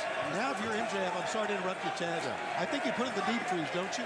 You stay away from Daniels. I think so. You play keep away. You play prevent. That's right. Yeah, just prevent Jones. Yeah, you just. But hell, he's not going to do that apparently. I'm getting so excited. I'm moving the table around here. See, the water thing. Again, like I said earlier, if you're just rinsing, I get it. But if you're swallowing that water, man, that's going to really affect you. I mean, just rinsing your mouth is. I mean, everybody who's playing sports knows that. So I don't know if it's smart he's doing that. And that's the thing. I mean, MJF, he was a standout high school football player. He knows. He does, but he's in the battle of his life against champions right now. But I get what you're saying. But he was an athlete, so he should know that. But look at his punches. Wow. They are fucking, oh my God. And it's only serving to open that laceration on Bryan Danielson's head up wider and wider. That's a look of an evil man right there. Yeah, I don't care what you say. It's a look of an evil man. Look of the devil. Absolutely. He's an evil man, and he is hell-bent on leaving San Francisco with that championship. And he's in a great position to do it. There's 18 minutes left. He's up 3-2. And you got Danielson that's hurting and bleeding. And now MJF turns his attention to the arm, the left arm of Bryan Danielson. I would cinch it, and it's, again, I'm armchair quarterback, and I would cinch in an arm lock, shoulder lock on him, and just keep him in. Not you! You're the best in the world! You fucking suck! Do you understand me? I'm the best! I don't know if that's smart. I don't know if you want to motivate or you know, start firing up the challenge. Again, I think Max is so desperate right now. I think that it's in his head. You said the word insecure. I think that's it. You know, I do think that's a big part of what's going on with him. Say hi to Bernie and Buddy! Say hi to him! And now invoking Bryan's children's names. I told you this would happen to Dada! I told you this would happen to Dada! I feel like MJF knows that he's in the catbird seat right now. He's got the advantage. He's got the lead. But is he becoming unraveled? I'm the best in the world. Me. A little bit. He's definitely becoming unraveled. I mean, that's evident, right? I mean, we're seeing that. I think that's a problem. Just my professional view. He's becoming himself again, is what he is. He's wrestled a tremendous match, and now all of a sudden, the real MJF is coming to the surface again. And this tremendous match is far from over. There's a lot of time left in this thing here. This 16 minutes is a lot of time. A lot can happen. And, you know, Danielson, He is an incredible wrestler. He has every capability of evening this match up, but MJF, if he plays his cards right, he could get out to an insurmountable lead. He can, but I think what Shivani said earlier, he's not playing, he's not playing prevent defense here. Instead, he's motivating this man by yelling at him because he's so happy he's ahead. He can't help himself. He cannot help himself. Oh, Lord. He's not rocking and everything. Danielson rising. Shot. Give me a shot! Come on, give me a big shot, Dragon! Whoa! The paintbrush, but the headbutt, and Danielson immediately drops to his backside. Headbutt right on that open wound. Yeah, I'll tell you what, impressive. It's impressive. Gotta stay focused, Max. Just stay focused here. That damaged left shoulder of Bryan Danielson over the last couple months. We've seen that was the target. As an orthodox striker, that's the lead arm. But Danielson just turned it right up MJF. Big reversal there. That's a big one. We are 3/4 of the way through this 60-minute Iron Man match for the AEW World Championship. And MJF has a 3-2 lead, but maybe not for long. Danielson needs a pin. He needs a disqualification. He needs a count out, but he still has time. He shouldn't rush that much. Danielson perhaps on the verge of a count-out fall. There you go. Take it right now. Oh, no. What is Bryan doing? Oh, whoa. Yeah, he's letting his emotions carry him away here. Yeah, this might be a big problem here. Bryan Danielson. If he misses it, he did it. Connects off the top to the floor. And we are over 45 minutes into this match. There was nothing fancy about it. Danielson just threw his body at MJF. Here it is, as you just said. That's the perfect way. You can look all over the place for a lucha name for that. You're not going to find it, right? That is just do what you got to do.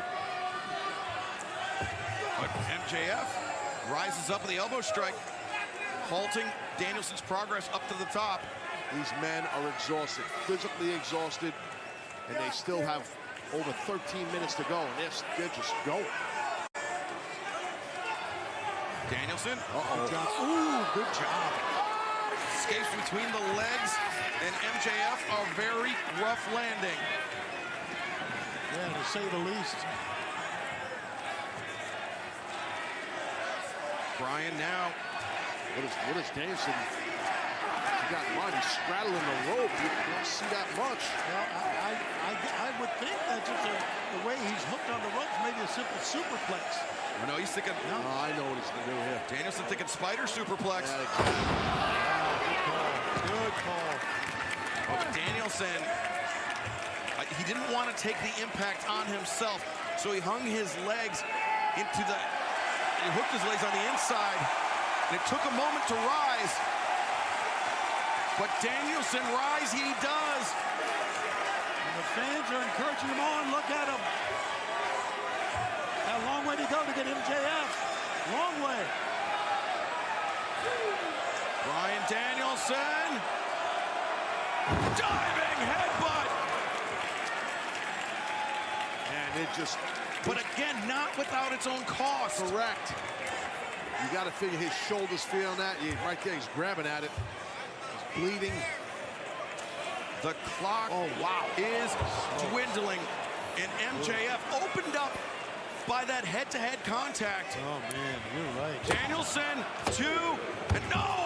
That's a big wound right there. That is. Oh, yeah, he's. Oh, wow. Yeah, he's gaffed open. Now, Taz, earlier tonight, we talked about how some competitors shrink when they taste that iron of their own blood in their mouth. This is a test for MJF. How does he react? Yeah, it looks like he's shrinking. To be honest. Yeah, to be honest. He doesn't. He's in bad shape. It's pretty obvious. It's a Gordon Soley Crimson Mask is what this is. It definitely is. And I think that the challenge is fixing to come flying across the ring with a knee strike or something. Get him. No. No. Oh, good move. There it is. Psycho knee. There it is. How Danielson scored the first fall. Bryan Danielson. Here it goes. The bell lock coming. Now, Danielson paying homage to his mentor. As MJF. He's got to tap here. Yeah, he's got to. You got to live to fight another day. You got some time left, Max. Just tap. The blood streaming in his eyes, and Danielson draws it level. He had to. He had to. I mean, it's tied up. You got a little bit over 10 minutes left. He had to do that. He should have tapped quicker. 3-3 with about 10 minutes to go. Why have more damage done to you? You know, I think that was smart by MJF. But Taz, here's the thing. Danielson, when he had that locked in, he was also putting pressure on his own shoulders, Bryan Danielson. No, you're right. Right here, Bryce Remsburg lets both competitors know where we are because they're not looking at a scoreboard or anything. Danielson going back to it once again. MJF, you can see the pool of blood forming below his face. Trying to get that arm. Oh, man, he got that arm bar. How about this? He fired right back. Yeah, the salt of the earth. Good move by MJF. He's sitting through with it, too. I believe I said that. MJF cranking back on the arm.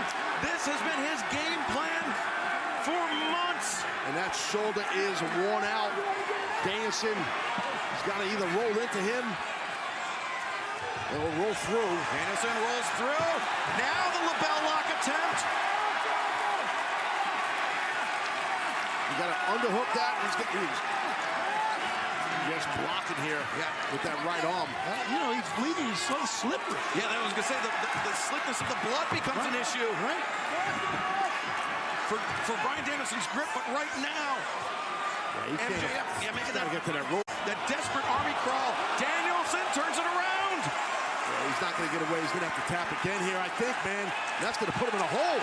Oh, he's so close. Come on, drop that right hand. Gotta hang on, Max, here. You gotta get to the rope. You gotta roll, dude. Sit through.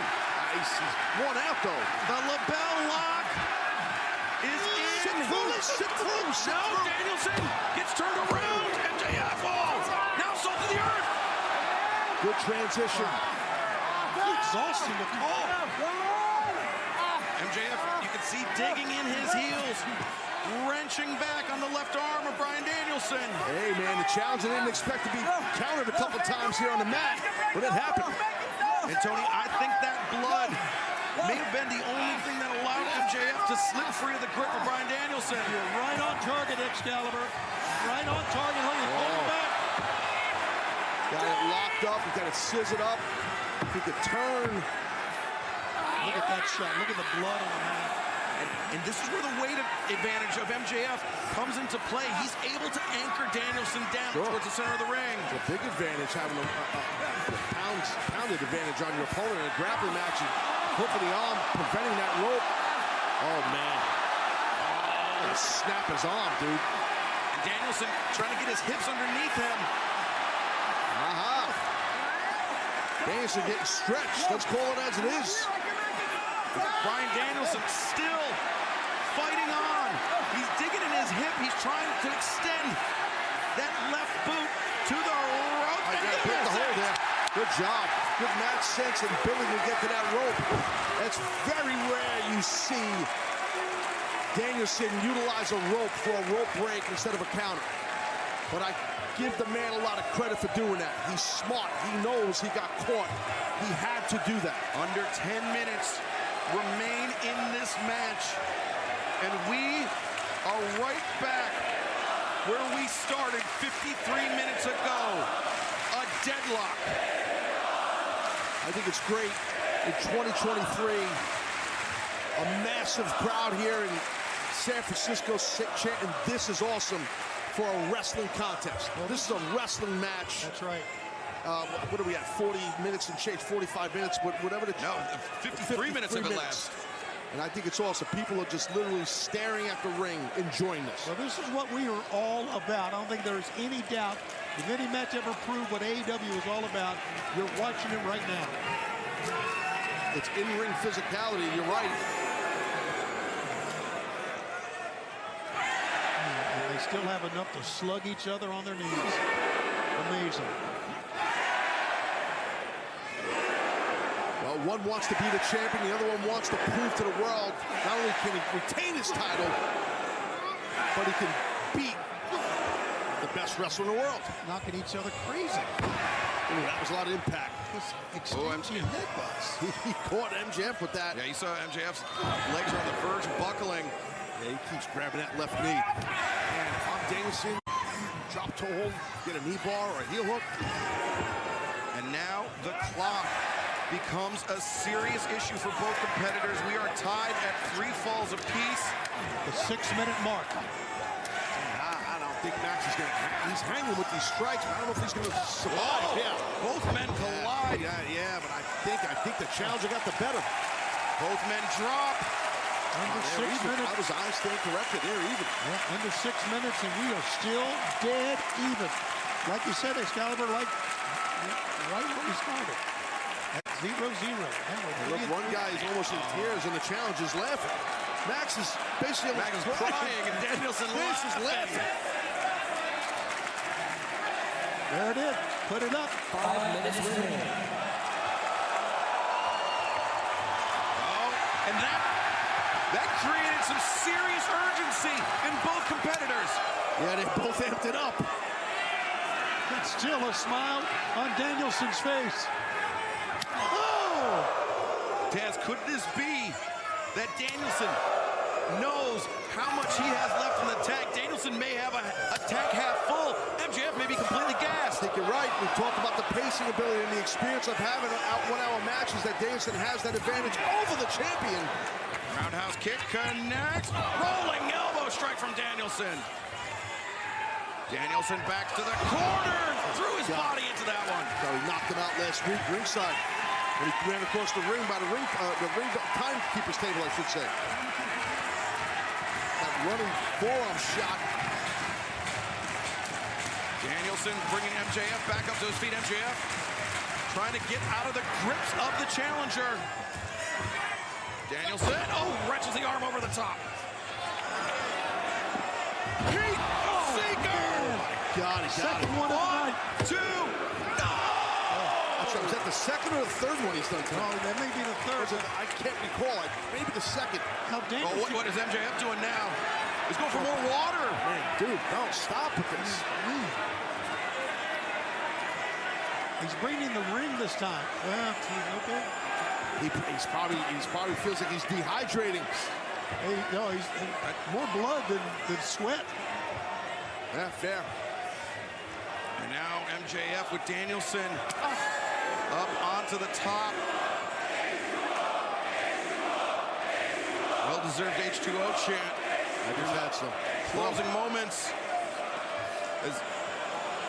MJF, what is he thinking? That under 3 minutes right now, guys. Under 3 minutes here, and they're tied up. I can't believe what we're seeing. This is unbelievable. Oh, no, this is bad for the champ. The hammer and anvil elbows raining down on the jaw of Maxwell Jacob Friedman. Oh, wait, MJF. Oh, God. Oh, this is dangerous. Oh, my God. Stone pile driver. He hit his knee, though. He hit his knee. Might have blew his knee out, but I'll tell you what, the challenger might be knocked out. Yep. This is nuts. That pile driver on the table. Look at a knot on the head of MJF, by the way. Look at him. He's got a knot on his head. Danielson, though, hasn't moved since he got spiked off the middle rope. Gentlemen, I've seen a lot, but I've never seen anything like this. We are at the 2-minute warning right now. Yeah, bingo, and we're tied up at 3-3. What the hell's gonna happen here? Oh, man, the drama and the just carnage. And who would imagine after 58 minutes of action, we're right where we started. This match completely tied. Everybody in the building can see the big video board. The wrestlers can see it. They know how much time is left. After that, off the ropes, that tombstone, I mean, we have not seen the American Dragon move, guys. No, but we also have not seen Maxwell Jacob Friedman able to make a pinfall attempt. His knee might be blown out, I'm telling you. The cover. Got it. No! But Danielson. Oh, he pulled him in. He sucked him in. Got a single leg crab on. Single leg crab, and Danielson sinks back deep. Come on, keep it on. 1 minute remains. That's it tight. You got 60 seconds. 60 seconds less than now. Can Max hang on? Can MJF hang on? This is crazy. Oh, this is nuts. And Max making the crawl. Oh, my God. Yes. We're going to get a new champion here. He's got a... That hand is up. That right hand wants it. Danielson is watching the clock count down as he has MJF in the center of the ring. Oh, the freaking drama. There it is. Hang on. No, he stopped himself. He bit his fist. Suck it up, Max. You got to hang on. Suck it up. 20 seconds. 15. Can he hang on? Oh, my God. 10. The left hand. Oh, he shouldn't have. He hooked the arm. He hooked the arm. I thought the left hand.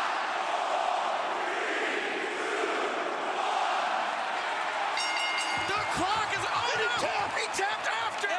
No, the time elapsed. It don't count. Ladies and gentlemen, the 60 minutes have expired. Because the score is tied, this match is a draw, and MJF is still your AEW World Champion. Wow. MJF outlasted Bryan Danielson. Tony, I got you. Go ahead. MJF still the AEW World Champion, a 60-minute time limit draw. All right, I'm getting some communication here. Just hang on just 1 second.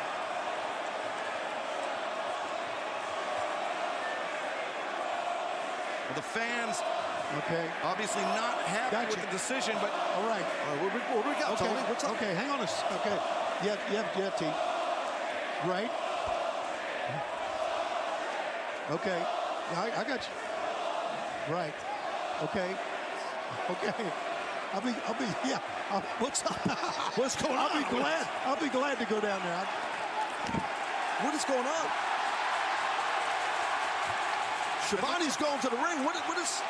While all of this is happening, MJF is being administered oxygen, and Tony Schiavone. You want to talk about a cat that caught the canary? Shivani's got a. I mean, obviously he was getting some communication.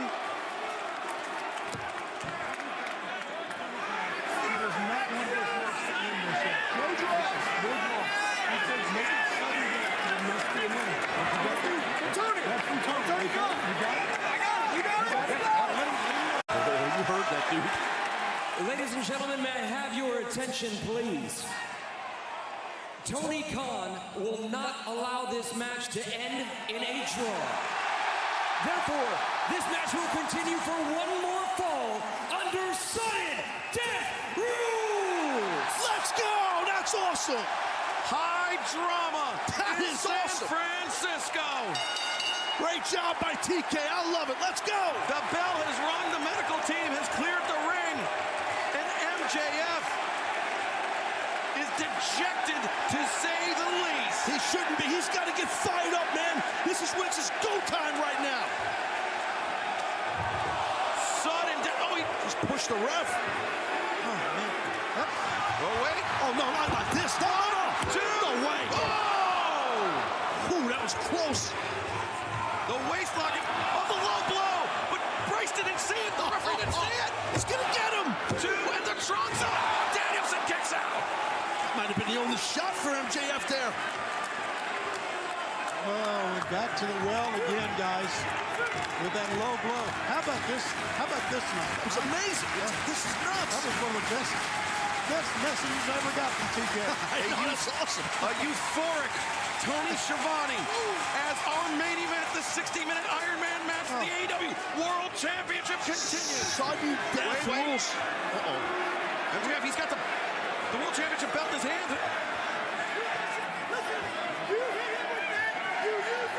Go Yeah, just told him flat out.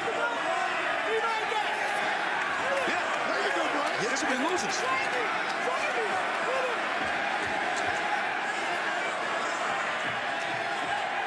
MJF not gonna get the ring. He's got the ring. The Dynamite Diamond ring. Freaking ring on. Danielson. Reverse Hurricane Rana. God. MJF on roller skates. Come on, Brian, do it, baby. We're definitely going to crown a new champion right now. Oh, my God. There it is. That's it. 1, 2, 3. Oh! The sucker kicked out. How the hell did MJF just kick out? What are we watching? We are watching an all-time gutsy performance by a man many underestimated in our world champion MJF. But we are watching an equally gutsy performance by one of the greatest wrestlers of all time in the American Dragon, Bryan Danielson. This is friggin' epic. I don't know how it's going to end, but it's epic. And it can go on forever. That's right. You're right. They've been chanting fight forever. They make it what they want. It's sudden death rules. The first fall determines the winner, determines the man who is the AEW World Champion.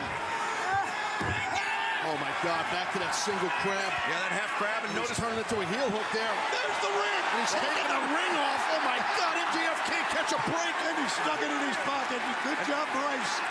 MJF on the verge of tapping. Yeah. No. Don't be careful with that. He's trying to psych himself up. He's trying to motivate himself. Be careful. You're right. Be careful. Don't slam the mat. That's a single leg crab, and the heel is hooked. MJF once again. Gotta hang on here. Man, I tell you, you're right, Excalibur. MJF, gutsy, brother. And Danielson just hanging on. Oh, my God, the pain. Can he make it to the ropes? He does. And MJF tapping out. Danielson didn't see it. Danielson thinks he won. Brian thinks he tapped. He heard the tap. Bryan Danielson, he heard the tap. He thinks he won, but MJF in his hand on the bottom rope. And what's MJF doing? That's the oxygen tank. The doctor was giving him oxygen after he thought the match was over. Yeah. Oh, boy. Brian, come on. No. Bryan Danielson crawling towards here. Brian, stay away from that. Oh, my God. Did Bryce see it? He hit the evidence. MJF hit the evidence. The referee never saw it. No way he saw it. It could have been a right hand. It could have been anything. The referee never saw it. Never saw it. You can't call what he didn't see. And now, oh, no, not like this. The lapel lock. The lapel lock cinched in by MJF. I think he's out already. I think you might be right. I think he's out already. He knocked him out with that, with the oxygen tank. Just this thing's a steel. Oh, no. Here it comes. Here it comes. No! Whoa! What more does MJF have to do here? Bryan Danielson will not be denied. Danielson drawing out of the energy of this fantastic crowd at the Chase Center. This is the atmosphere here is amazing. But MJF, he hasn't let go. Daniel, oh, wow! Whoa! Wow! Holy shit! Oh, man! Ladies and gentlemen, the winner of this match, and still all Elite Wrestling World Champion, Maxwell Jacob Friedman, MJF. First of all, I'm just telling you, you get caught sometimes in a hold after you get hit with a freaking oxygen tank, right? And you get caught and you can't get out after over an hour of competing. But man, what an epic battle. Yeah. MJF, he made his game plan apparent. Target the shoulder. Target the shoulder of the American Dragon, Bryan Danielson. Look at that shot right there with that oxygen. tank. But, you know, Taz, we all predicted it. It was in service of the salt of the earth. Never did we suspect that MJF would use the label lock. No, and I'm pretty sure Danielson would think the same thing, right? He wouldn't think that. You do what it takes to win. I mean, whatever it is. Maxwell Jacob Friedman has done what many thought was impossible. He outlasted the American Dragon Bryan Danielson in a 60-minute Iron Man match to retain the AEW World Championship. And I'll tell you, as a retired wrestler, I tip my cap to the challenger, Danielson. Amazing outing. Congratulations to Max. What a night. Thank you for joining us here tonight for Revolution. AEW is the home of professional wrestling.